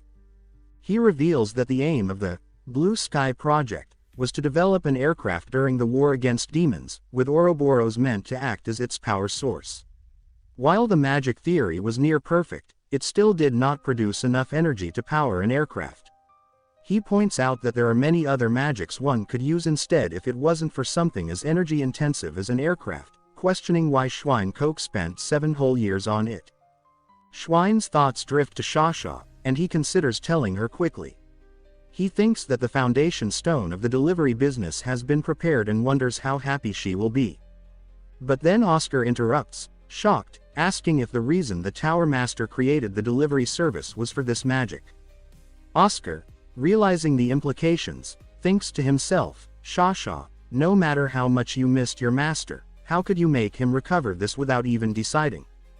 Schwein-Koch, however, reassures Oscar, telling him that he is the one who fulfilled the longtime wish of both the Tower Master and himself. He declares that this is the first step to opening the Sky Path. They've taken their first step in 7 years. But then Oscar hesitates, asking if Schwein is trying to repeat the same challenge from the past. Schwein says yes, Ouroboros will act as an engine, but Oscar interjects saying that it is impossible to fly an aircraft using only the wind generated by this magic. Based on records from the past, a proper aircraft could never be created with just Ouroboros. Schwein, undeterred, counters that the situation now is different from 23 years ago. His eyes gleam with determination as he thinks of the advancements in magic engineering as he points to a modern lamp. Schweinkoke jabs a finger toward the modern lamp glowing above them, his eyes sharp with certainty.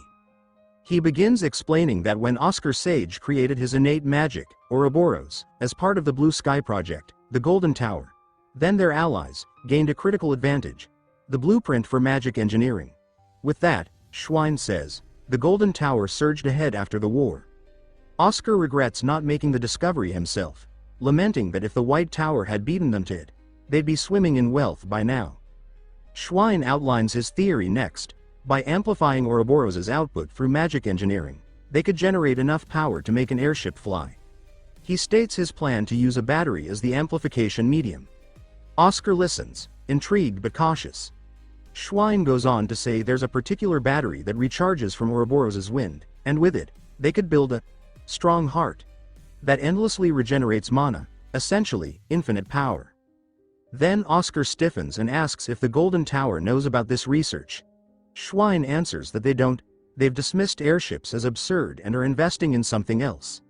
A massive land-bound transport called a train. Oscar thinks that the Golden Tower master he knows isn't a person who would cling to a failed project. Which mean that he believes the train will change civilization. Though not as much as airships. Oscar's eyes narrow. He says this explains Schwein's odd strategy, starting a delivery service at a loss to secure the skies before trains take over. Right now, he observes, goods move only by carriage and ship. Trains will shake that up, but airships could eclipse even them. Schwein nods grimly and says that mastering the sky is their new frontier. He adds that retrieving Ouroboros and showcasing it at the White Night Festival was a shared ambition with Tower Master Shasha, now fulfilled, thanks to Schwein. Schwein's voice wavers with emotion as he thanks Oscar. He says the dream he once gave up wasn't forgotten. Shasha, his former student, kept it alive. As her teacher, he says it's his duty to clear the path forward. Then, struck by sudden inspiration, he suggests unveiling an airship prototype at the festival. Oscar hesitates, but Schwein insists it will make a far stronger impression than theory alone. Oscar agrees. It would make a statement. Relieved, Schwein hands him a thick packet of papers. He urges Oscar to study them closely. Oscar flips through them, surprised. The formulas are complex and unfamiliar. Schwein explains they pertain to constructing a battery that merges with Ouroboros. Oscar asks to sit and review the documents, noting with growing respect how thorough the testing is and how deeply the work integrates Ouroboros techniques. When Schwein asks for his verdict, Oscar immediately calls for a full-scale research launch. But Schwein pauses. He says there's something he must address, not about secrecy, but an apology. Oscar frowns, confused, and demands to know why Schwein would apologize for retrieving a lost miracle. Schwein's tone darkens as he warns that what they've begun will put them in serious danger. Once the breakthrough is revealed, he says, the Golden Tower won't hesitate to stop them, by any means necessary. Oscar let out a sigh of relief at the reason and says that is fine. And laughs it off. Schwein accuses Oscar of underestimating how ruthless things could get. He predicts lawsuits, sabotage, and assassination attempts. Oscar meets his gaze and says if fear of the Golden Tower or death were enough to stop him, he would have achieved nothing. What he truly fears, he says, is paralysis. Standing still, giving up, becoming irrelevant. The White Tower has already lost potion dominance to the Azure Tower, military contracts to the Red, and even its research prestige to the Golden Tower. This project, Oscar declares, could restore their standing. No threat outweighs that goal. Then Schwein smiles faintly. He confesses that Oscar has stolen all his best lines. As they return to the documents, the lamp overhead throws warm light across their focused expressions. Oscar grins and says Schwein didn't need to say anything to be cool. He adds that he hadn't realized how funny Schwein could be and declares they'll make a great team. Day 1 of research. Schwein points out a section of the sprawling formula. He says the added Euler equation appears to reduce the magic output. Oscar agrees, but explains that without it, stability collapses once magic engineering is factored in. Since their target is an airship, he insists that stability must take precedence over raw power. Schwein nods, conceding the logic. Day 4 of research. Schwein sighs and wipes his brow. He mutters that modifying an already brilliant technique is risky. One tweak can ruin everything. Schwein reassures him and proposes changing the core formation to a parallel system for added safety, even if it complicates the structure. Oscar agrees wholeheartedly, saying that since they're already grafting it with magic engineering, staying locked into a series system is pointless. Oscar glances at the clock and notes they've skipped 2 meals. He offers to grab food. Schwein accepts gratefully and asks for more coffee too, just as the lab lights flicker and die in another blackout. These blackouts has been happening more often recently. Day 6 of research. Schwein speaks. He confesses that without meeting Oscar, he doubts he could have finished this research. Oscar immediately refutes that, saying Schwein would have done it anyway. But Schwein insists. He's being honest. He says he used to believe unveiling airships would be impossible. Now, because of Oscar, he feels like they're truly moving toward that goal. He thanks Oscar, sincerely. At that moment, the lamp flares back to life. Schwein comments wryly that the mana power station has terrible timing, but admits it makes their magic glow all the more vividly. A mechanical chime cuts through the quiet. A synthetic voice announces that Mage Oscar Crushen is summoned to the Vice Tower Master's office. Oscar stands, focused. He tells Schwein to keep working and says it's his turn to be the cool one. Schwein promises to complete the battery that will power Ouroboros no matter what. At the Vice Tower Master's office, the Vice Tower Master brings up the blackouts. He remarks that they're happening almost every other day. Oscar nods seriously. The Vice Tower Master deduces that the repeated outages likely mean the mana power plant needs cleaning, specifically, the slimes clogging it. Oscar volunteers to go. Vice Tower Master thanks him and explains they've lacked personnel lately and warns there's a large slime buildup. Clearing them should fix the blackouts. He tells Oscar to meet Veronica Fricks at the Magic Tower entrance and go together. Oscar pauses, repeating her name. He questions whether slimes really require a level 4 mage. Normally level 1s handle them. Vice Tower Master chuckles and replies that low-level mages always go in pairs. Then, with a meaningful tone, he adds that Veronica has been dealing with some issues lately. It might be good for them to inspire each other. Oscar gets the hint and agrees. Oscar reflects that the slime mission is just a pretext. The Vice Tower Master wants him to give Veronica advice. He might look harmless, but he's sharp. Later, Veronica Fricks waits at the carriage, visibly impatient. She demands to know why Oscar is late. Oscar responds cheerfully that he's actually 5 minutes early. Veronica retorts that they're leaving. As the carriage departs, she warns him that where they're going isn't a classroom. Oscar confirms they're headed to the mana power plant. Veronica cuts in, asserting that she's leading the mission. She concedes he may know more about mana theory but reminds him that she has far more field experience. She tells him not to act like a teacher outside the lecture hall. He studies her face and observes she looks tired. He asks gently if she hasn't been sleeping well.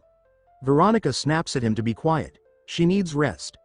Oscar presses a little, asking if something's bothering her. She fires back that he's already breaking the no classroom rule. Oscar clarifies that he just wants to help, and muses that when a path opens in front of you, it's worth taking it. Ash stares at him in irritation. Oscar keeps watching Veronica as well. He recalls old journal entries from his younger self calling her incredibly talented. He wonders just what kind of gift she has that made his past self write about her so often. Seeing this as a chance to find out, Oscar resolves not to waste the opportunity. Oscar observed Veronica's exhausted expression. He gently asked whether sharing what was troubling her might help her feel more at ease. After a pause, Veronica thinks that her recent lack of sleep was all thanks to that bastard. She confessed that she'd been striving to wield a wind as strong and hot as Elder Maxim but couldn't emulate the temperament no matter how hard she trained, which left her furious. She added bitterly that Maxim compensating her for the sleeplessness only made things worse. She, her voice carrying a curious edge, asked what Oscar meant earlier. Oscar says that she had no issues until now, but suddenly hit a block. It must be because of his class about temperament. Veronica confirmed. saying that she had always wanted wind like Maxim's but simply couldn't replicate its nature. Oscar replied flatly that of course she couldn't, because that wind wasn't meant for her. Veronica retorted sharply that he didn't know anything about her, insisting she had always aimed for powerful wind. Oscar countered that sometimes an outside perspective was more accurate and asked what kind of wind she thought he used. Veronica shot back that it was an arrogant and annoying wind. Oscar corrected her, claiming his wind had once been famously warm and cozy. Veronica scoffed and said she had never heard of such a thing. Oscar clarified inwardly that he meant in the past and remarked that even he found it strange, since he'd never thought of himself as particularly warm. Then, with genuine curiosity, he asked if she truly wanted a strong, hot wind. Veronica answered immediately yes. Oscar continued, explaining that man's temperament couldn't be forced just because someone wanted it. One had to discover the temperament most aligned with them. Veronica shot back that by that logic, Oscar should be wielding annoying wind, not cozy wind. Oscar chuckled lightly and replied that maybe she had a point. Before the conversation could go further, their transport arrived at the Mana power station. Upon arrival, Veronica took immediate control. Oscar surveyed the chaotic scene and remarked grimly that with the station in this condition, frequent Mana outages were inevitable.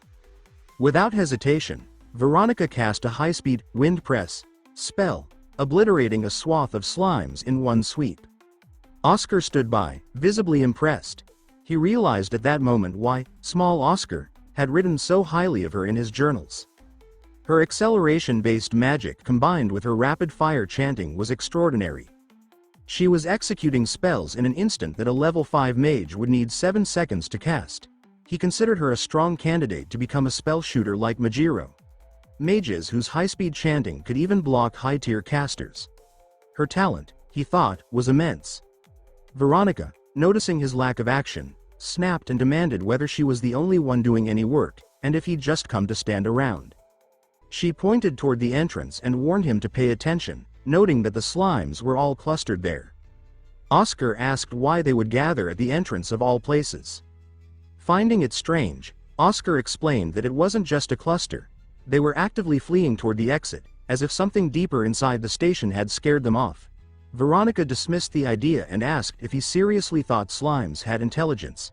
Oscar replied that it was precisely because they lacked intelligence that they obeyed their instincts with absolute clarity. He said something inside must be terrifying them. He told her to follow him inside to check. Veronica, increasingly annoyed, reminded him that he wasn't in the lecture hall and shouldn't give her orders here. Oscar moved farther into the station and quickly discovered the source of the disruption. A massive white silkworm cocoon pulsing with mana and clinging to the main conduit. He identified it as a silkworm of the skies, a rare breed that absorbed mana instead of consuming mulberry leaves. That explained why it had chosen the power station as its nest. Veronica asked if it was still in its unborn stage. Oscar clarified that the creature had already been born and was currently in metamorphosis. She deduced that the recent outages weren't caused by the slimes after all. Veronica suggested they simply destroy the cocoon and solve the problem that way. Oscar gave her both good news and bad news. She chose the good news first. Oscar said that a white silkworm in metamorphosis wasn't very dangerous in its current state. If they called Elder Maxim, he could handle it easily. Veronica sighed in relief and teased that he'd surprised her for nothing. She then asked for the bad news. Oscar's tone turned grim. He warned that once the metamorphosis was complete, the white silkworm would experience uncontrollable hunger and attack all living creatures nearby. Veronica began to say they just needed to get Maxim here before that happened, but Oscar cut her off sharply. A moist, cracking sound echoed through the room. He identified it as the creature breaking through its inner silk casing, meaning the transformation was nearly complete. He added that this explained why the slimes had fled earlier. Veronica stared up at the massive, shuddering cocoon. Her voice trembled as she cursed its size and acknowledged that this was no longer a basic cleanup mission. Oscar watched in silence as the colossal white silkworm moth emerged from its cocoon. Its newly formed wings shimmered faintly under the station's flickering lights. He stated grimly that unlike regular moths, this mana-fueled variant could fly, and if they let it escape, it would reach the nearby city and massacre its population. He said they had to stop it here. Despite her weariness, Veronica stepped forward and positioned herself in front of Oscar. She told him to stand back. Oscar looked at her with mixed admiration and disbelief, noting inwardly that she was seriously trying to protect him with her remaining strength, even against a level 4 silkworm. He muttered that he hoped the horseman was nearby, only then could he receive his magic signal and call for backup. She turned to the moth and shouted furiously that it had no right to make her look up to it, yelling that it was just a damn insect. She fired a concentrated beam of wind magic straight at it. The moth responded immediately, releasing a cloud of fine, nearly invisible white powder. Oscar grabbed Veronica and pulled her back just as the powder landed where she had stood. He urgently warned her that white silkworm feces would melt her on contact. She had nearly died. He added that the moth had intentionally left a blind spot to lure them in, revealing its high-level intelligence. Veronica gasped in disbelief and demanded how he even saw the powder, which is supposed to be invisible.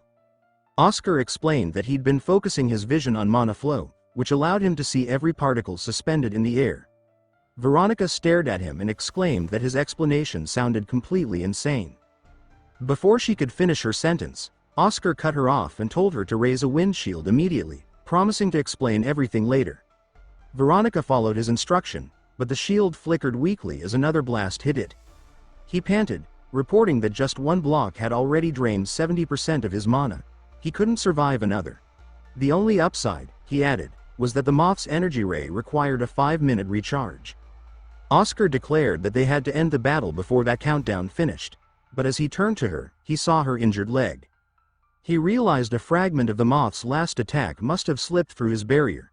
Still, she insisted that she could buy them more time if needed. He notes that she's lying, even the air around her is trembling. Oscar dropped his hand on her head, his voice calm and unwavering. He told her there was no need to fear, and that he would never abandon her. Veronica flushed and shouted that she wasn't afraid, snapping at him. He then turned and declared that mages of the White Tower never left their comrades behind. Crouching, he shouted, "Accelerate," and reported he had just 28% of his mana left, but vowed to settle it in one strike. As she gathered her strength, the moth began charging its next blast. Oscar suddenly stepped forward. Veronica stared in horror and shouted at him, demanding to know how he expected to fight the monster like that. She screamed that he had to escape, warning that if he died, she would kill him herself. Oscar remained steady. With a calm smile, he remarked that it was lucky he had brought the device with him.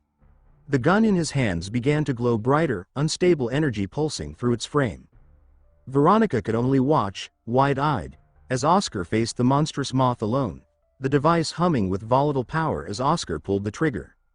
Just as the white silkworm moth began charging its second energy ray, it was hit by Oscar's shot. It let out a shriek, shouting, "K-I-E-E."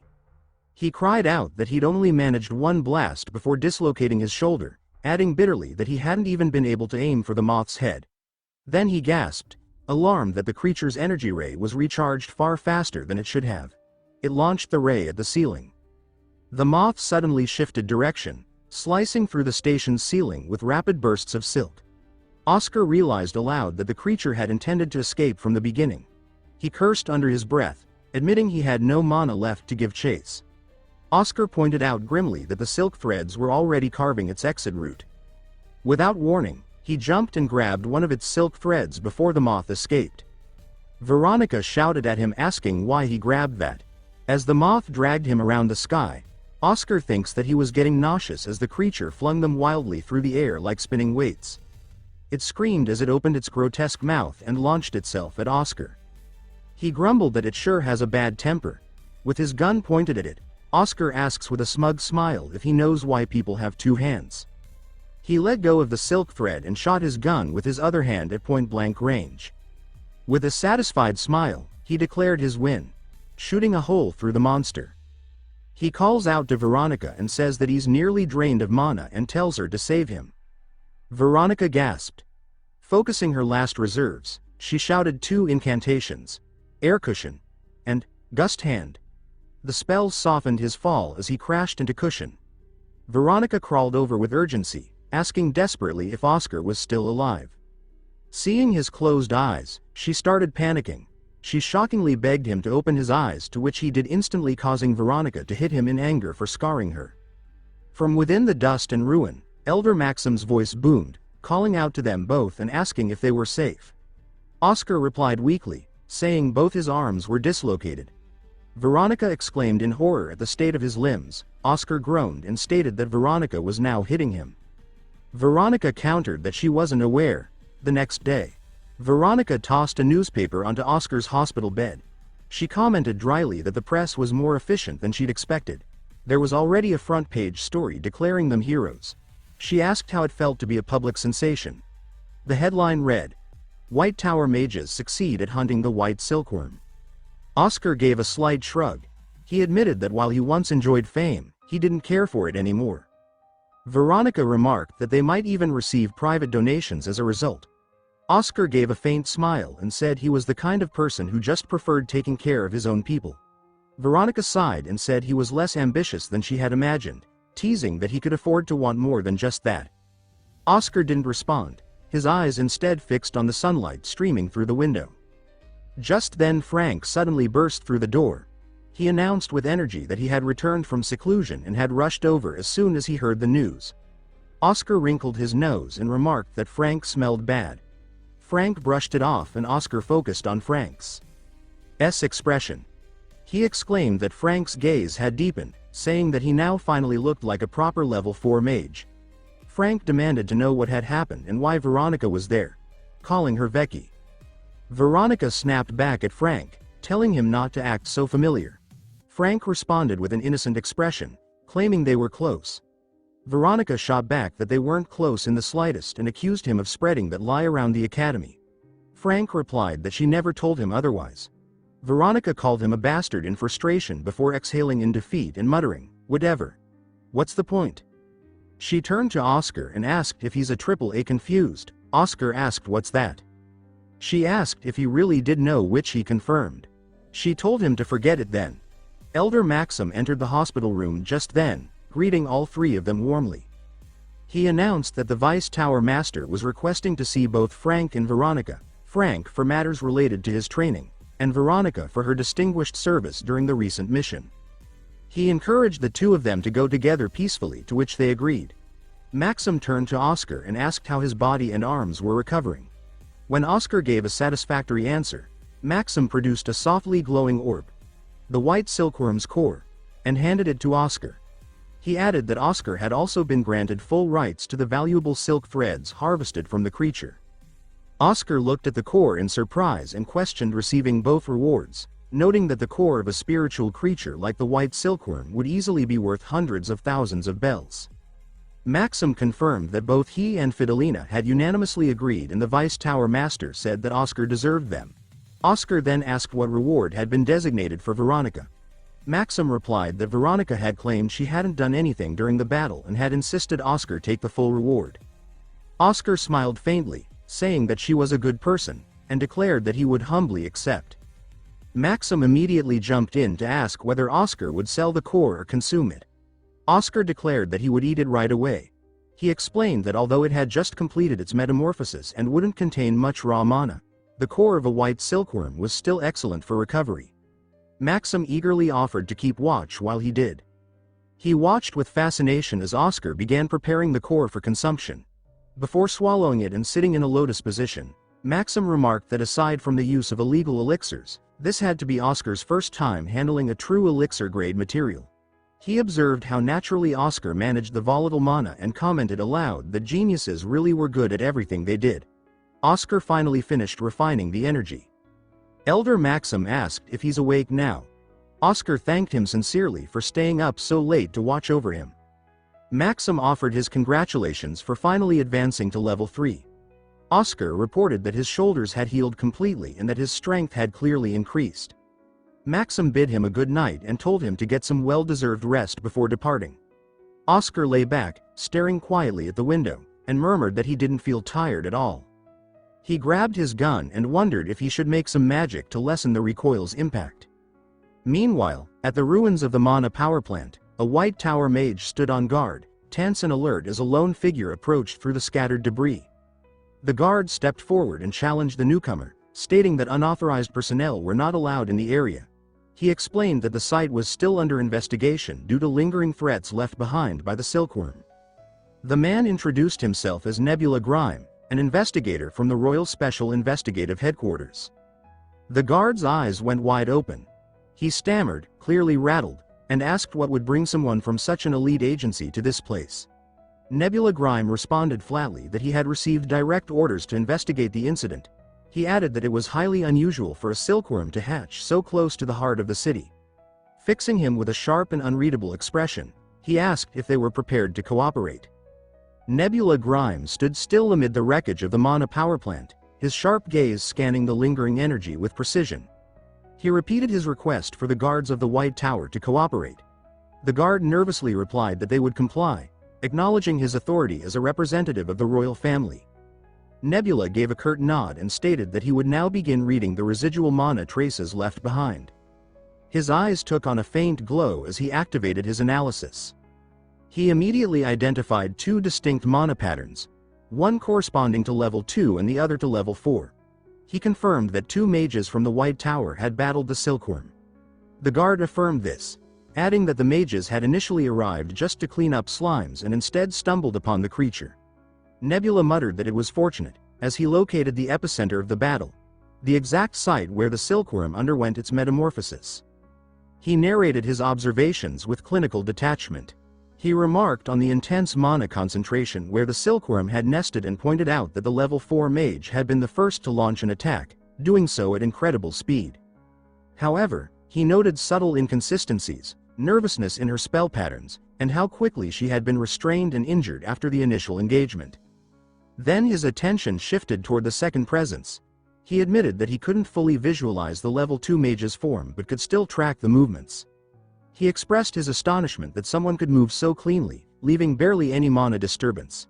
He described the scene as one of the most refined tactical displays he had ever witnessed, questioning aloud just how skilled this mage could be. Suddenly, something unusual caught his eye, the trace of a weapon, specifically a modified firearm. He remarked with surprise that a mage had used a gun, something exceedingly rare. He followed the lingering mana signature tied to the firearm, which abruptly ended beneath a gaping hole in the station's ceiling. He theorized that the level 2 mage must have pursued the silkworm into the sky after it broke through the roof. He commended the courage of the level 4 mage and asked for her name. The guard quickly answered, saying her name was Veronica Fricks. Nebula repeated it slowly, visibly impressed, and commented that hunting a silkworm nearly solo hinted at a remarkable future. The guard hesitantly corrected him, saying there had been a misunderstanding. He explained that the silkworm had actually been defeated by the level 2 mage, whose name was Oscar Crushin. Nebula froze for a moment, his analytical demeanor faltering. He wondered if a mere level 2 could really leave such minimal trace evidence. Then, as the name sank in, he furrowed his brow in recognition. He asked for confirmation, Oscar Crushin, the one who restored the Cadena flu vaccine. The guard confirmed this, adding that while Oscar might have a difficult personality, no one could doubt his ability. Nebula connected another dot, realizing the bullet marks matched the firing pattern of a notorious weapon known as Trinity, belonging to Gunman Jack.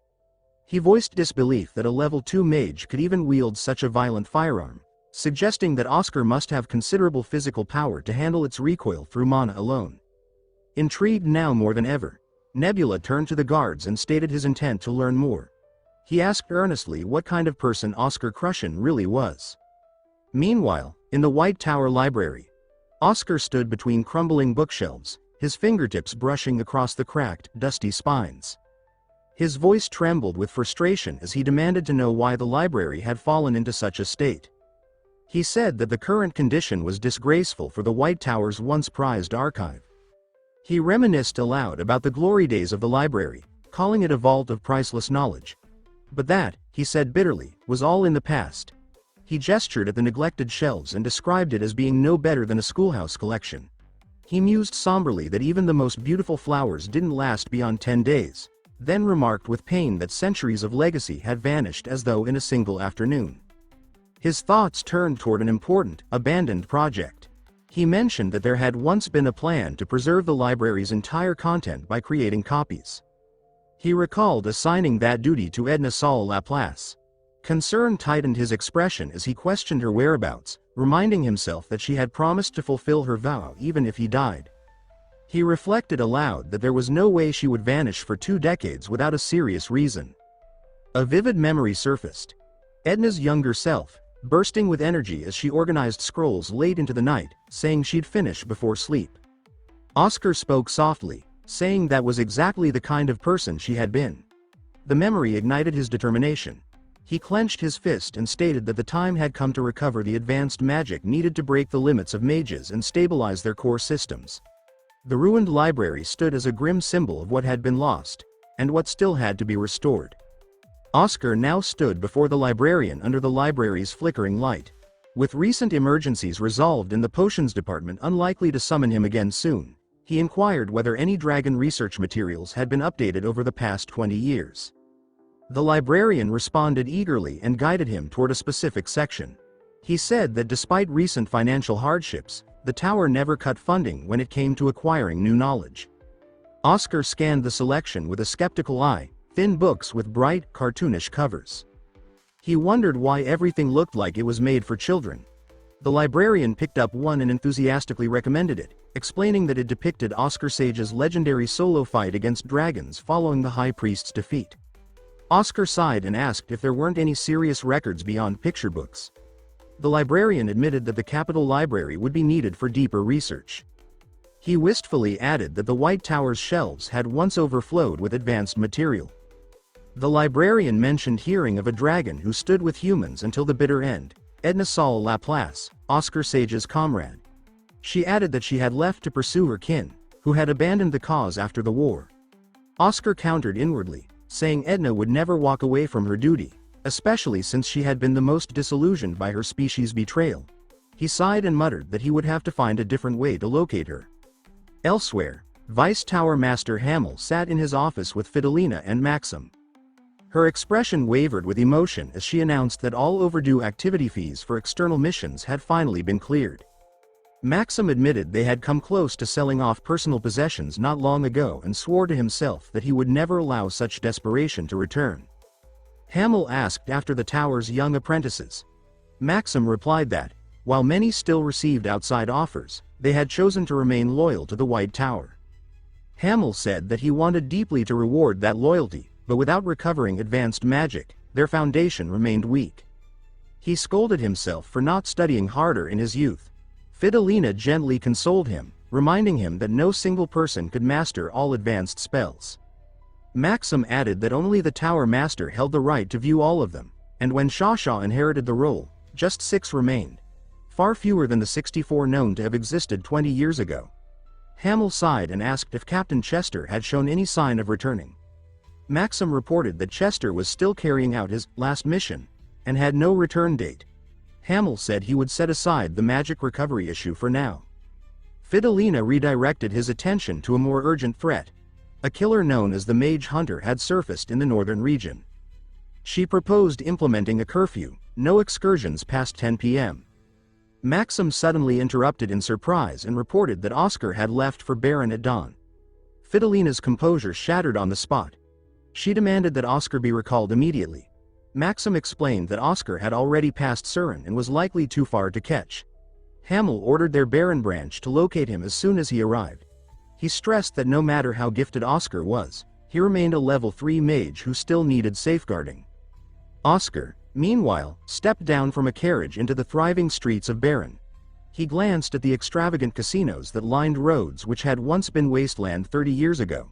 He wondered aloud whether he was heading in the right direction and reassured himself that he could manage if he got lost. Just then, a figure emerged from the shadows ahead. His voice sliced cleanly through the city's noise as he announced, "I've been waiting, Oscar Crushin." Oscar stood frozen as they stepped into the street of Baron, his presence sharp and frigid, the kind that immediately signaled danger. He stated with cold precision that he had been waiting for Oscar Crushin. The stranger remarked that someone had been looking for Oscar. Oscar narrowed his gaze, recognizing the aura and deducing aloud that they must be from the Blue Tower. He bitterly noted that it figured, always waiting for the chance to strike back. He evaluated the new arrival's monolevel and confirmed he was a level 4 mage. He added with contempt that it didn't surprise him they'd sent someone the moment he left Surin. When he demanded cooperation, Oscar countered with a cold question. What if he refused? The man's face hardened as he declared that in that case, he would drag Oscar by force.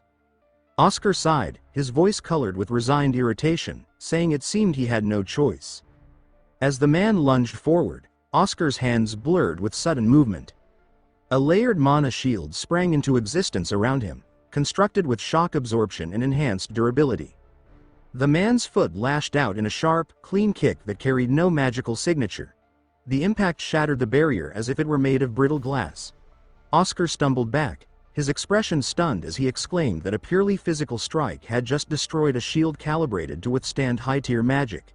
He admitted that if he lost focus even for a second, he might not get another chance. Oscar charged forward and kicked a can with so much force that it whooshed past the mage, who exclaimed that it's just a tin can. But the can suddenly exploded behind him, taking him by surprise and sending him flying. As the mage struggled to stand, Oscar grabbed him by the collar and slammed him back into the ground with much force. Then he jumped back. He said he must have underestimated him. The Blue Tower mage stood up and declared he would now get serious. Oscar told him to stop bluffing. The man lunged at him with incredible speed. Oscar immediately recognized the spell, Jet Booster. He wondered in confusion, asking when the spell had been cast. He claimed that as long as the speed wasn't beyond his threshold, he could still react. The mage reappeared beside him, foot already driving forward. Oscar's eyes widened an instant before the kick connected with his chest, the impact landing with a visceral crack. His body was hurled backward, smashing into a wall with brutal force. The mage landed lightly and glanced at the collapsed figure. He calmly remarked that at this level, the mage should be unconscious. Oscar retorted that it barely hurt. Then, raising his fist as mana began to concentrate around it, he added that he would finish the fight with the next strike. Oscar, having recovered from the earlier blow, narrowed his eyes at the mage's impossible burst of speed. He steadied his breathing and stated with focus that while his eyes might fail to track him, once he had locked onto someone's mana, he never lost them. He expanded his senses, tracing the man's mana. Oscar lifts his fist once more and faces him directly. Oscar declared with composure that this was Oscar-style martial art, Secret Technique Chapter 1. He struck forward. The man instinctively flinched, then stared, puzzled. He questioned inwardly why Oscar had punched the air and if he had given up. But then, the strange sound grew louder, its vibrations rippling visibly as they rushed toward him. With the punch finally hit him, he was sent back, coughing blood. Oscar watched as the man staggered, clutching his abdomen. Oscar warned him not to move, stating that his internal organs were probably already severely damaged. The mage, gasping for breath, demanded to know what technique Oscar had just used. Oscar calmly explained that it was called internal vibrations. He described it as the principle of resonance, different objects vibrating destructively when struck at specific frequencies. He elaborated that once the vibration entered the body, it caused catastrophic damage from within. He gave the technique's name, Joksantao, also known as penetrating strike, a move from Yan country that meant, strike the cow through the mountain. The man stared at him in disbelief, muttering how hard it was to understand and wondering aloud when Oscar had become this strong. Oscar observed that he spoke almost like they'd fought before. The man confirmed that they had, several times in the sparring halls of the White Tower. Oscar asked why he kept bringing up the White Tower so much. Then it hit him. Oscar leaned forward and asked directly for the name of the person who sent him. The man finally answered, revealing it was Hamel Grimwiz, Vice Tower Master of the White Tower. Oscar froze in shock and repeated the title with disbelief. He asked why the Vice Tower Master would send someone after him. The mage explained that a dangerous killer known as the Mage Hunter had appeared in the north, and Hamel wanted Oscar returned immediately for his own safety. Oscar exploded in frustration, shouting that he should have led with that information. The latter insisted that he had, but Oscar pointed out that threatening to drag him back by force wasn't exactly clear communication. The man stoically clarified that the Vice Tower Master had authorized that approach if peaceful persuasion failed.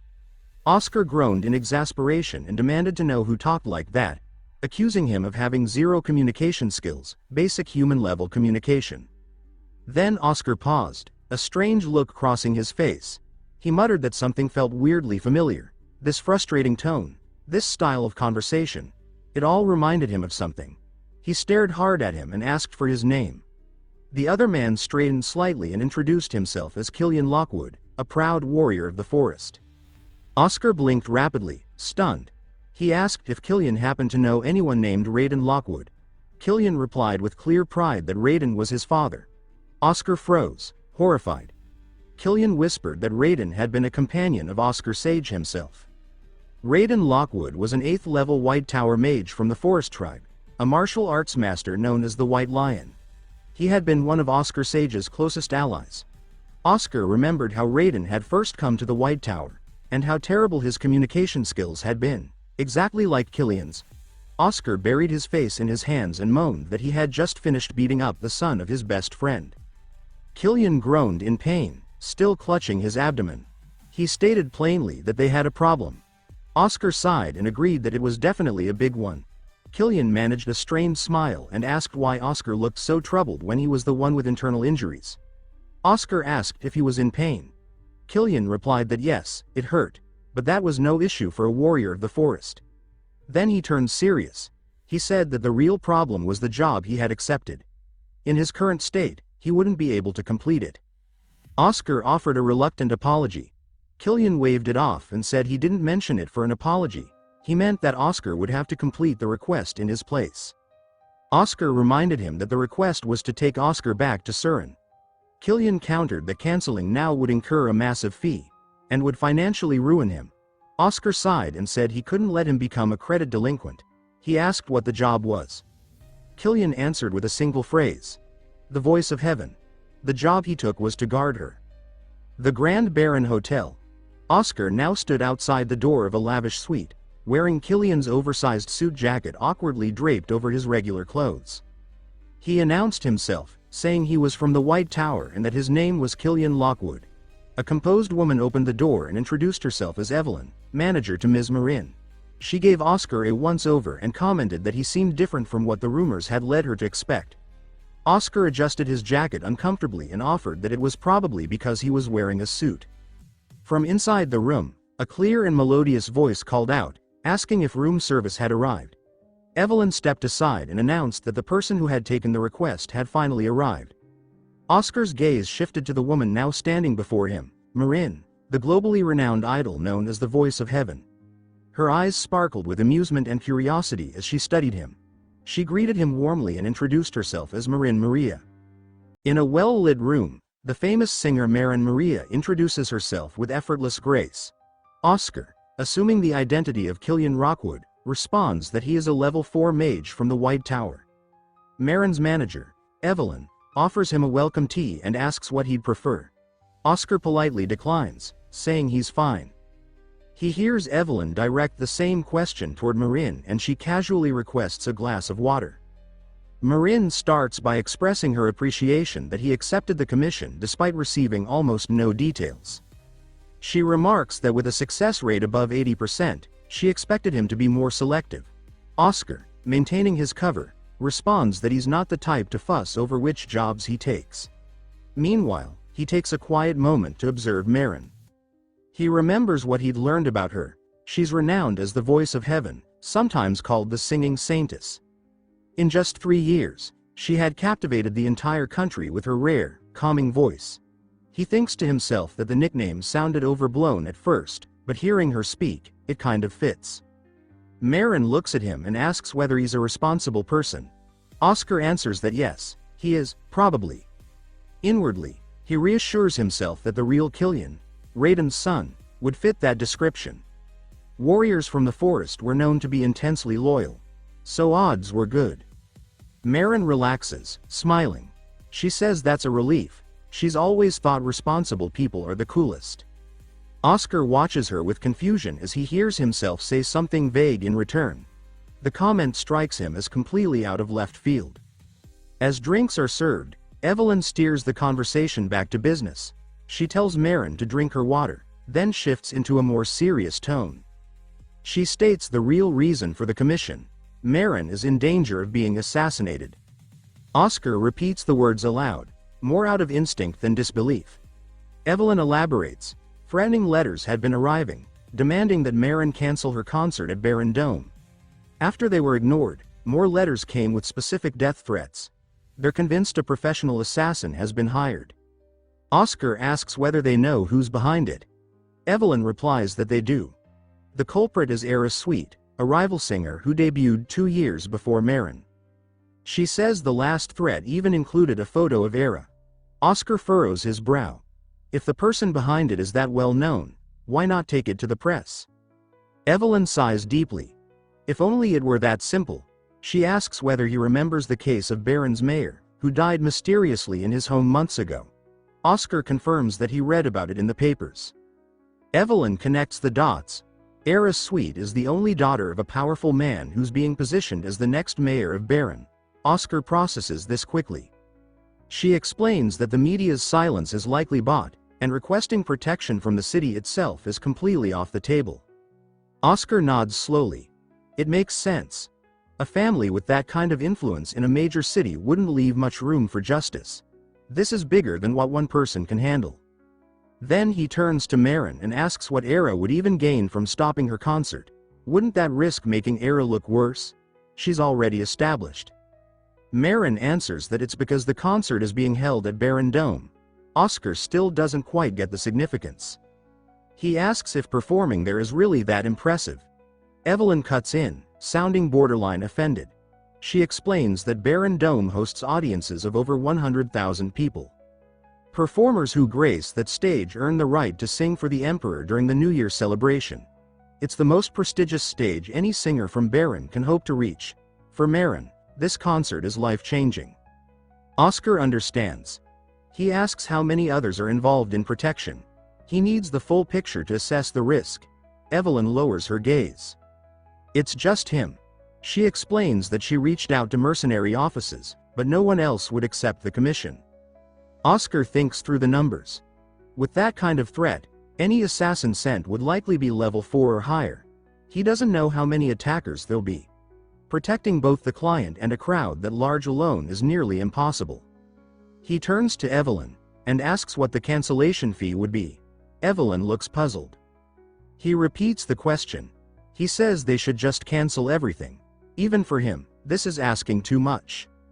He argues that canceling now is better for everyone, for Marin's safety and for his own sanity. Suddenly, Marin's voice rings out in anger. She calls Oscar a bastard. She demands to know what he expects her to do. Give up. This concert has been her sole goal for 3 years. She glares at him and accuses him of coming for the million bells. Oscar's eyes widen. That's how much the commission was worth. He now understands why Killian was so aggressive earlier. Canceling would cost him everything. Marin fires another shot. She reminds him that he claimed to be a responsible person. When Evelyn tries to soothe her, Marin lashes out again, furious. In her anger, grabs her hair and tosses a wig, revealing her blonde hair and pointy ears. Oscar stares. A mermaid? He recalls that mermaids are famous for their voices, and though folklore exaggerates their mystery, one truth holds. They can shift between legs and tail, but they need frequent water contact to maintain strength. Marin challenges him, asking if it's the first time he's seen one. He replies that it's the first time he's seen one in the inland regions. It suddenly clicks why there was a bathtub in the middle of the room. Still, he recalls that mermaids away from the ocean suffer from a kind of deadly homesickness. Evelyn steps in and clarifies, Marin is only half mermaid. That's why she can maintain her human form longer and isn't crippled by separation from the sea. Oscar pieces it together. So her parents were a mixed couple, one mermaid, one human. He remembers how such unions often ended tragically, with the mermaid parent dying and the child being abandoned. But before he can speak, Marin snaps at him again. She says he's staring at her like she's broken. She clarifies that her parents loved each other, and both are still alive. Oscar exhales. At least that clears that up. But he stays firm. He says again that his answer is no. If they go through with it, there's a real chance she dies. Or worse, innocent people in the audience are put in danger. He can't accept that.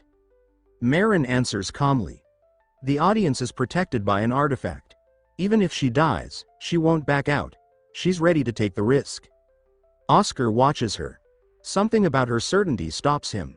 He asks why this concert means that much to her. Maren reveals her reason. 4 years ago, her father was diagnosed with ocean homesickness. The doctor gave him 5 years to live. 1 year remains. While there's no known cure, there's a legend. A potion called the elixir. 1 drop could cure him. But time is running out. She must earn that drop, by singing before the emperor. Evelyn adds that if she performs at Barren Dome, she'll earn that right. And the emperor, in gratitude, may gift her a drop of the elixir. Oscar listens, and something inside him clicks. He knows what it's like, doing whatever it takes to save someone. He makes a decision. He asks if they can go to Barren Dome immediately. Evelyn says they can. Then let's go, he replies. Let's rehearse. Elsewhere, in a dimly lit chamber, Era Sweet speaks to a cloaked associate. She remarks that Maren hasn't backed down. She knew she was stubborn, but not this stubborn. The associate confirms that they blocked the mercenary office. Era asks how Maren found someone anyway. She orders them to investigate the newcomer's skills. The associate agrees with a sinister laugh. Era, still calm, says she'll send 1 or 2 skilled assassins. At Barren Dome, Oscar walks through the vast venue alongside Evelyn and Maren. He inspects the audience seating carefully. The protective artifact seems solid. He turns to the group and says he'll take the commission. He suggests finalizing the contract later at the hotel. Oscar walks past while Maren cheers. Evelyn confirmed the contract is ready. Evelyn asks Oscar if the inspection and practice all he plans to do. He responds that it is. Even that alone makes a difference. Full of joy, Maren declares that she can finally enjoy some freedom. She admits that she hadn't dared step outside before he arrived. As they walk outdoors, Oscar quietly notes that she looks almost angelic. Maren turns to him and offers sincere thanks. Oscar replies that he's just making sure she gets her money's worth. Moments later, while Oscar and Maren walk side by side, 2 cloaked figures got spotted by Oscar. Oscar quickly casts a wind bullet spell. The magic strikes both attackers directly in the forehead, dropping them instantly. As their bodies hit the ground, he thinks to himself that there's no need to alert the others. Better to keep Maren and Evelyn calm. Back at her mansion, Era Sweet talks to her subordinate. She asks if the 2 assassins are dead. The latter confirms it. They're both gone. Era hums thoughtfully and remarks that it seems Maren really did manage to find skilled protection. She asks how they were killed. Her aide explains that, according to the mercenary office, there were no signs of a struggle. Just clean holes in both foreheads. It's clear the bodyguard is highly trained. Era processes the information quietly, then instructs her aide to ready the car. The aide says she has no appointments today. When she asks where she's planning to go, Era replies that she wants to meet this bodyguard. She says she needs to see him herself, to hire him. Later, in a private dining room at the Grand Baron Hotel, Maren looks pleased as she turns to Oscar. She asks how he finds the atmosphere and jokes that it's all on her. She notes that he probably never seen these kinds of dishes before, and offers to teach him how to eat properly.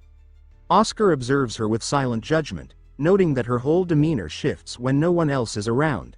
Her personality flips entirely.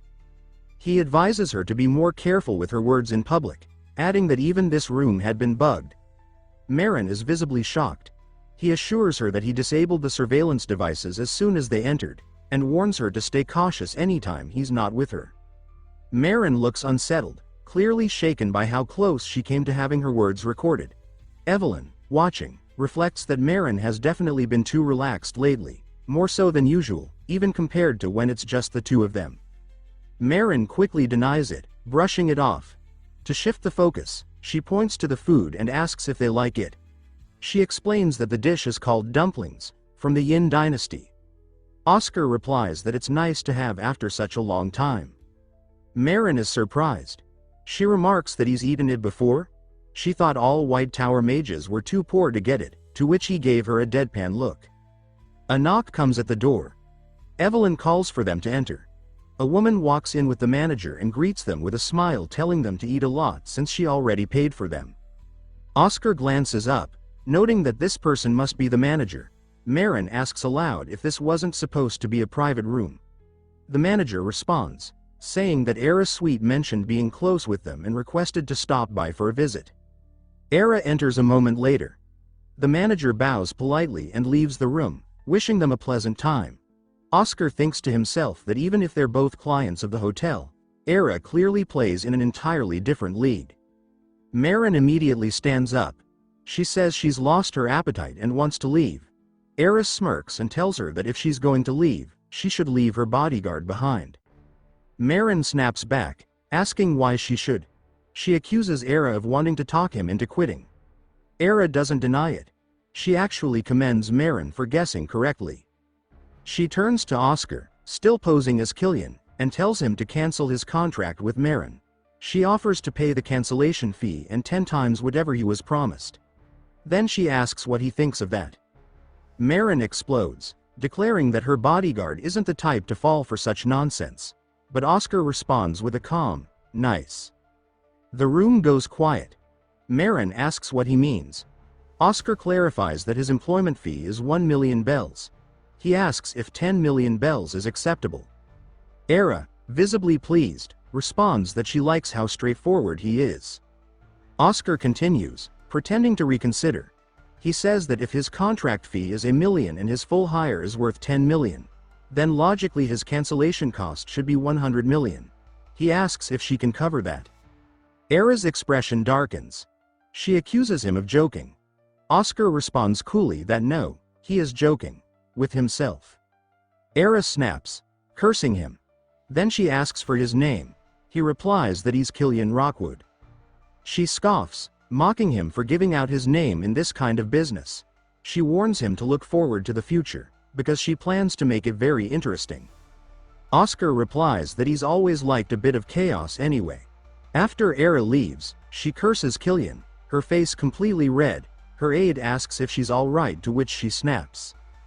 Demanding to know if she looks fine to her, she then orders her aide to call the Wooduk brothers. As soon as her aide agrees, someone interrupts, saying there's no need for that. A man silently appears behind them. The newcomer speaks. He's been following her for a while. The aide turns and recognizes him. Woojin, the elder of the infamous Wooduk brothers, an assassin trained in the Ya dynasty. She asks how Woojin got in. Woojin holds up an ID badge, saying his generous employer provided it. Era asks where Da Kuo is. He tells her that Da Kuo is headed to headquarters. She tells him that the plan has shifted. He asks what's changed. Woojin explains that originally, they just had to take out the manager during the concert to silence the singer. But now, there's an additional target. Woojin raises an eyebrow. And Era reveals the new order: kill Marin's bodyguard, Killian Rockwood. She tells him that she wants Killian dead, and she wants it to hurt. The aide silently pities the man. He thinks to himself that anyone receiving the wrath of Baron's princess is truly unfortunate. She asks Woojin when the mission begins. Woojin explains the new plan. He'll be entering the production team tomorrow and waiting inside the dome. Da Kuo will join on concert day as part of the lighting crew. She tells Woojin to figure out the specifics, but make sure the results are guaranteed. She adds that he should reach out if anything's needed. Woojin grins and says he appreciates how direct she is. Left alone in her room, Era seethes. She mutters to herself that Marin Maria dared to insult her in her own city. She vows to show her exactly what the cost of that will be. Back at the hotel, Oscar reflects quietly. He's glad he slipped some mana into the conversation earlier when talking with Era Sweet. But he's surprised that Woojin didn't detect it. Maybe Woojin isn't as sharp as his reputation suggests. He turns to Marin and Evelyn and tells them that birds may listen at night, but during the day, it's mages who hear everything.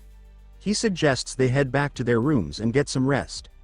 The concert is tomorrow, and they need to be in top condition. Marin stops him and asks why he didn't accept Era's offer. 10 million bells is no small sum. Oscar asks if she really thinks he signed the contract for money. She looks up and admits that, yeah, she kind of did. He confirms inwardly that she's not wrong, but even so, the assumption irritates him. Oscar speaks with resolve. He tells Marin that she wants to save her father, and that he wants to see her succeed in that. He thinks that old him didn't even have the opportunity to save his master. He thinks that he knows all too well how regret over someone you couldn't save can haunt you. He replies that that's why they have to do everything possible now, to make sure they leave nothing undone. She looks down and mutters a quiet thanks. The next day dawns, Marin Maria's concert day. Elsewhere in the venue, a crew member rushes down a narrow hallway, hauling a heavy case of equipment. A voice from behind urges him to move faster, reminding him that the concert is starting soon. The staff member responds affirmatively, picking up his pace. Inside one of the restrooms marked out of service, Woojin crouches silently in a stall. Muttering under his breath, he says that it's time to move. He's been waiting in this miserable spot all day. Woojin sits in frustration, his legs numb from squatting for hours. He tells himself that he needs to head upstairs and rendezvous with Da Koi. He recalls it was room 403. For 5 million bells, he tells himself, the discomfort is worth it. He reminds himself that Da Koi will be dressed in a staff uniform, but what kind of uniform exactly? He starts to question which outfit Da Koi was supposed to be wearing when he spots a familiar figure. His eyes lock onto the man's face, Killian Rockwood. Instantly, the assassin pretends to not know him. He wonders why is that man here? He wonders whether he should strike now. He mentally reviews the intel he has on the target. 1. A rising star from one of the major magic towers, the White Tower. 2. Specializes in hand-to-hand combat, enhanced by physical acceleration. 3. Vulnerable from behind. 4. Ranks at level 4, like Woojin, so a guaranteed victory isn't likely. He quickly concludes it's safer to stick to the plan. An ambush might backfire. If he fails to land the first hit, he's in serious trouble.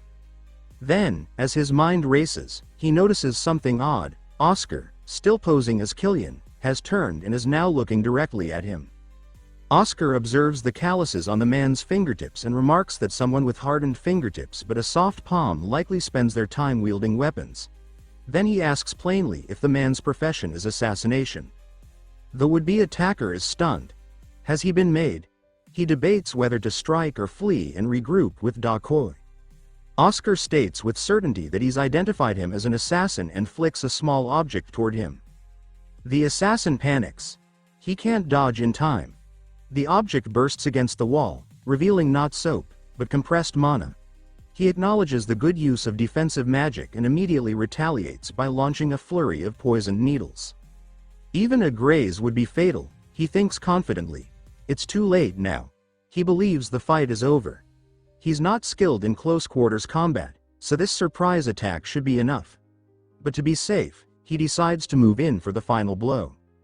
As he lunges with a blade, he's startled to see all his needles suspended in midair, held by an unseen force. He mutters in confusion. The blade won't go in. Something is stopping it. There's a faint sound, wind. Oscar rises slowly from his crouched stance with a gun pointed at him. The assassin realizes that the needles in his face had been blocked, too. He admits aloud that Oscar's speed isn't what he expected. He asks how Oscar managed to stop the attack. Oscar explains that he wraps his entire body in wind to create a barrier.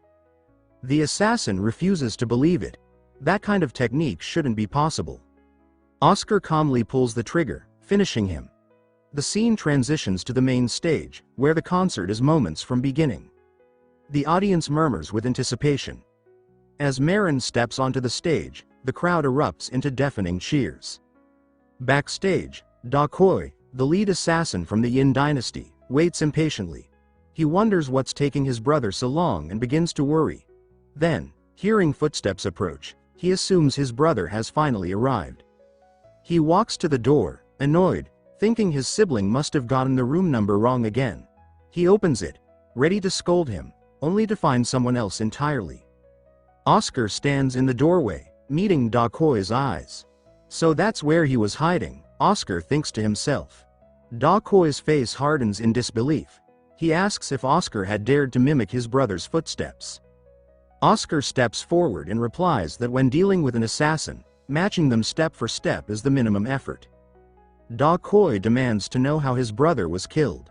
Oscar answers plainly. He blew his head off. Da Koi remains eerily composed, noting that at least there was no pain. He admits he always expected this day to come, but now that it's here, it feels a little bitter. This job was supposed to be their last commission together. Oscar observes that for someone whose brother just died, he's taking it surprisingly well. Da Koi responds that he's an assassin. These things come with the territory. Oscar follows up, asking if by last commission, he meant retirement. Da Koi laughs that off. Of course not, he says. They're still too young. He just got recruited by the best agency in the business. Oscar smirks. He remarks that this must be a battle between the top assassin agency and the White Tower's finest mage. Da Koi dismisses the idea that the White Tower is the best. Oscar replies that things are going to change this year. Da Koi chuckles darkly. He finds the comment funny and tells Oscar that to be considered the best, one must be on this level. He then summons 4 shimmering orbs of purple energy, pure poison kai. Oscar notes that Da Koi doesn't use hidden weapons, he channels his poison kai directly.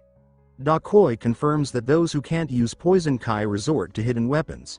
He thinks it's a cool technique and explains that by fusing his poison kai, it becomes even more lethal. He continues, asking Oscar what happens to a human body when it gets hit by this kind of poison. He casually mentions again that even a scratch would be fatal. He conjures his poison behind Oscar's back, but Oscar senses it and manages to dodge quickly. Oscar remains unfazed. He says he could tell just by looking at the energy. Da Koi asks why Oscar is so calm. He asks if he's somehow immune to poison. He says no, he just shrouded his entire body in mana, blocking all external air. Da Koi asks how he can even breathe in that case, to which Oscar says simple that he creates clean oxygen within his body which solves that problem. When Da Koi asks if that's even possible, Oscar mimics his tone, saying that to compete with the industry's best, you have to operate at this level. Da Koi's expression shifts. He now understands that his brother wasn't just unlucky. This man is serious. Oscar prepares himself as Da Koi condenses his poison kai into even deadlier orbs.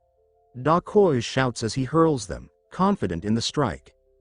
Oscar's eyes flash green, and in the blink of an eye, he vanishes from sight, dodging all the OBS and appearing in front of Da Koi. Da Koi whirls around, stunned. He questions whether Oscar actually dodged that attack. Oscar quickly approaches and points his gun at him. But after pulling the trigger, he sees that the bullet was blocked by Da Koi's poison energy. Oscar silently analyzes the residue from the poison energy. He thinks that Da Koi is better than expected. He can even melt projectiles with poison kai. Da Koi grabs Oscar by the collar, snarling that his idiot brother died because of this. With a swift move, he drives his leg into Oscar's side and hurls him across the room. Oscar's body hits the floor hard just as rhythmic music echoes faintly from the concert above. Da Koi notes that the hit must have hurt but adds that the crowd hasn't noticed a thing. When Oscar, sprawled on the ground, mutters that it doesn't matter, Da Koi mocks his broken arm and insists the fight is over. Oscar disagrees and fires a shot. Da Koi calmly reminds him that it's useless. Oscar's eyes widen in horror as he watches the bullet, along with the entire gun, melt under an extremely corrosive poison. Da Koi restates that it's finished and tells him to say his goodbyes. Up above, fireworks explode. Marin steps onto the stage and announces that it's time to make some noise. The crowd responds with a deafening cheer. Oscar, still lying wounded, thinks to himself that she remembered. A spell begins forming around Da Koi, sound binding. Confused, Da Koi demands to know what trick this is and insists that Oscar's efforts are in vain. But then, a powerful counterattack, Noise Wave, strikes him like a thunderclap. He stumbles, his breath knocked out of him. Da Koi coughs out a choked gasp. Seated, Oscar commends his endurance. He considers how the combined voices of tens of thousands of people must be crashing through Da Koi's nervous system like a storm. Yet the assassin holds on. Da Koi drops to one knee, then screams in agony. Oscar assesses that his sense of direction is likely shot after losing his hearing, but Da Koi blindly charges, howling as the sound rips the floor apart. Oscar remarks that it must hurt and declares he'll finish this quickly. He casts Wind Bullet.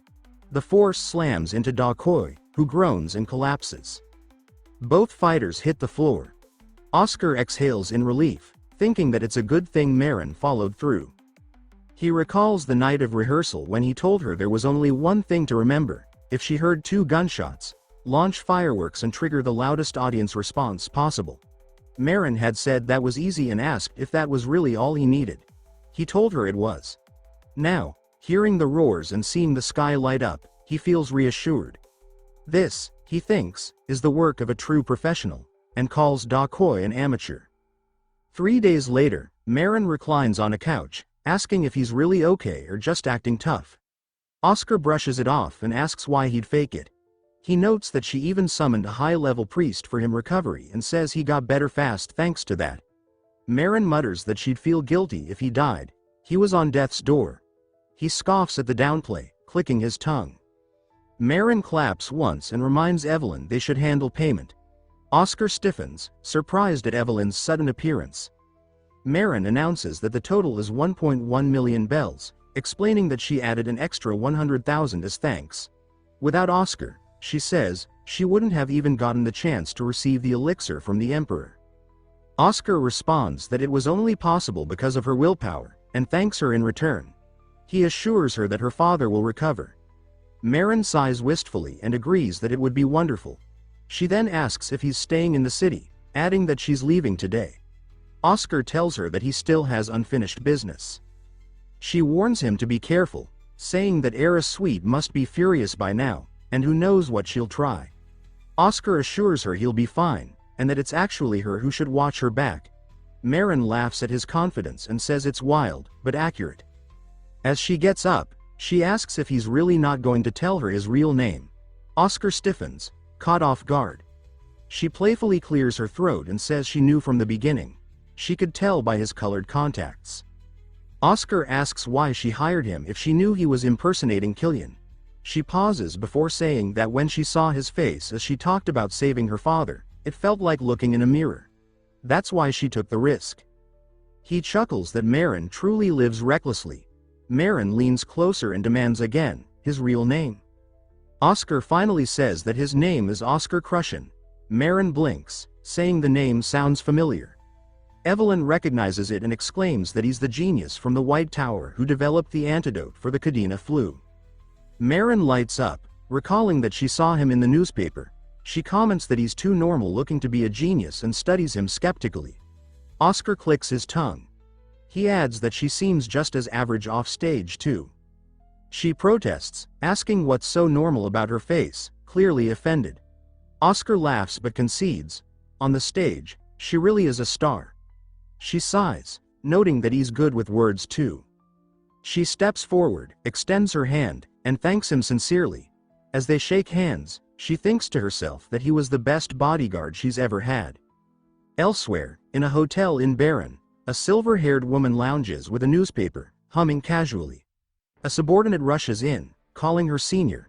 She responds lazily. The subordinate asks whether she wants the good or bad news first. She asks for the good news. The subordinate says that the older brother of the newbie assassin, Woojin or something, is dead. The silver-haired woman says that's excellent. She'd been considering killing the brother herself. Then she asks for the bad news. The subordinate delivers it. The newbie died too. The silver-haired woman falls silent, staring. A wave of anger flares within her. She demands if this is some kind of joke and threatens to create new bad news if provoked further. The subordinate panics, insisting he's just relaying information. He adds that the one who killed both was Killian Rockwood. The woman freezes mid-motion. She repeats the name, surprised. The subordinate says Killian was working as someone's bodyguard and shows her a photograph, confirming that it's Killian, right? The silver-haired woman looks at the photo and lets out a dry chuckle. She says maybe her little brother's face has changed a lot over time, but that she'll find out who exactly is pretending to be her sibling. A nameplate appears. Kaya Rockwood, tattooist of the Purple Brigade. Meanwhile, at the Sweet estate, a man inquires about the Hoover family's movements. Another responds that they're scrambling to recruit mercenaries, but none are strong enough to be concerning. A nameplate identifies Mark Sweet, patriarch of the Sweet family and Ara's father. He grumbles that even though the Hoovers were once tied to the mayor's office, they treat the city like it still belongs to them, despite failing to protect their own patriarch. He snaps at the aide, who apologizes. Mark shifts the subject and asks how the effort to unlock Buzz Hoover's secret data is progressing.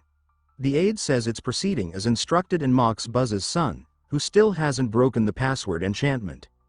Mark chuckles, saying fortune favors them. He asks if preparations will be ready in 2 days. The aide confirms, noting that he's prepared spectacular fireworks. Mark adds there's one last matter. The man who angered his daughter. He demands to know who he is and where he came from. The aide hesitates, then names Marin Maria and Killian Rockwood.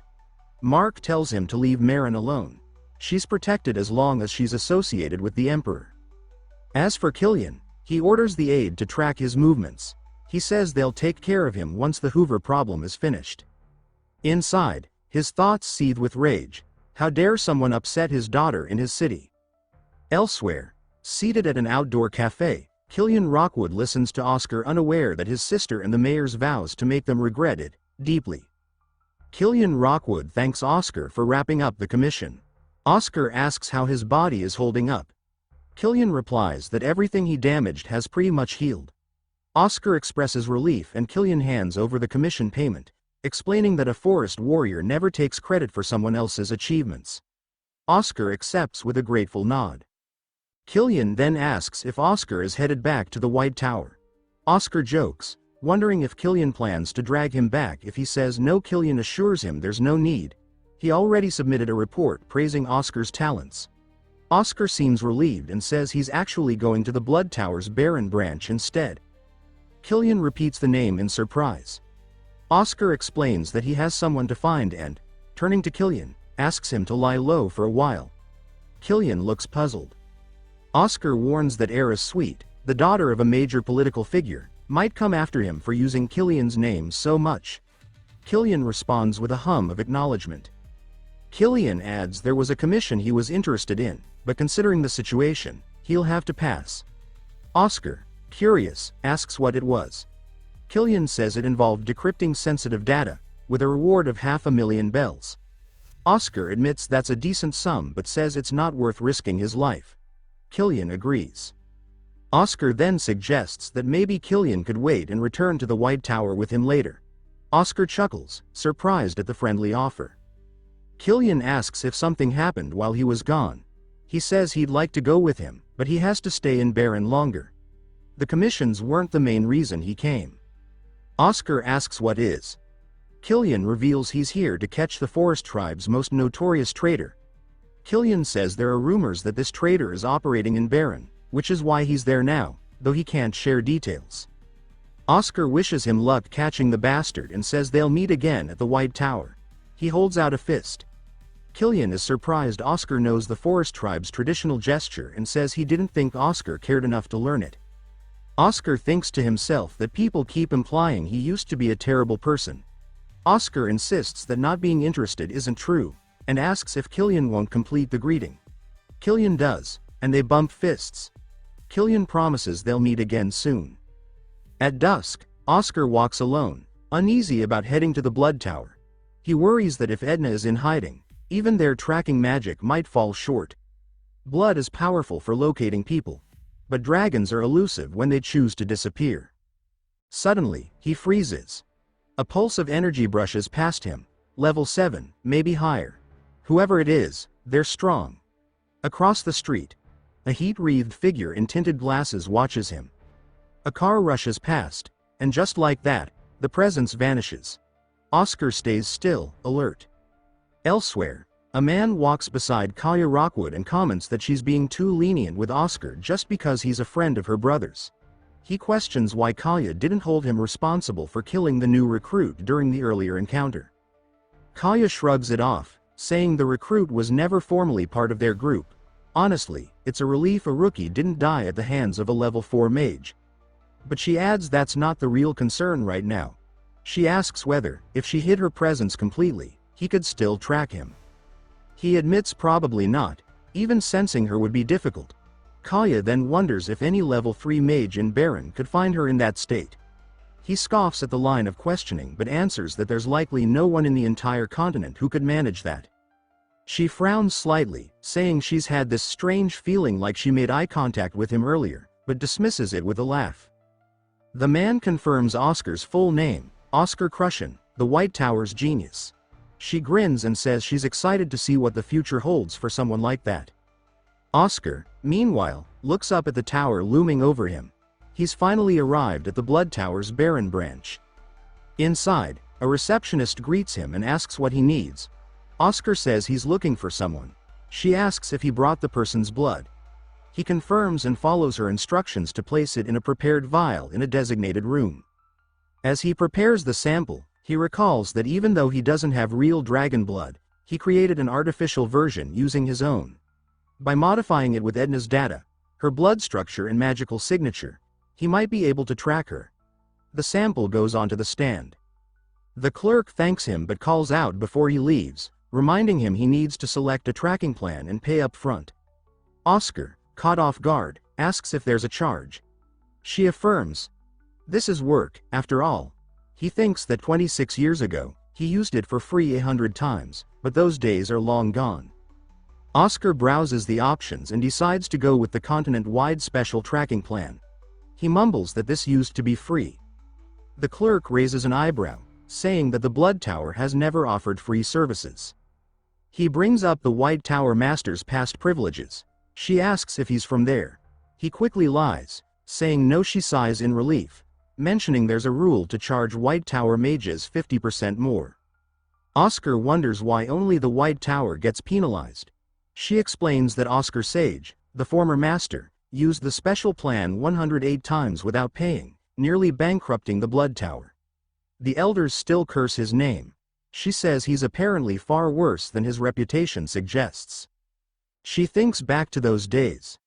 The ingredients required for the spell were expensive, and if not for the royal family covering the cost after the war, the Blood Tower might have shut down completely.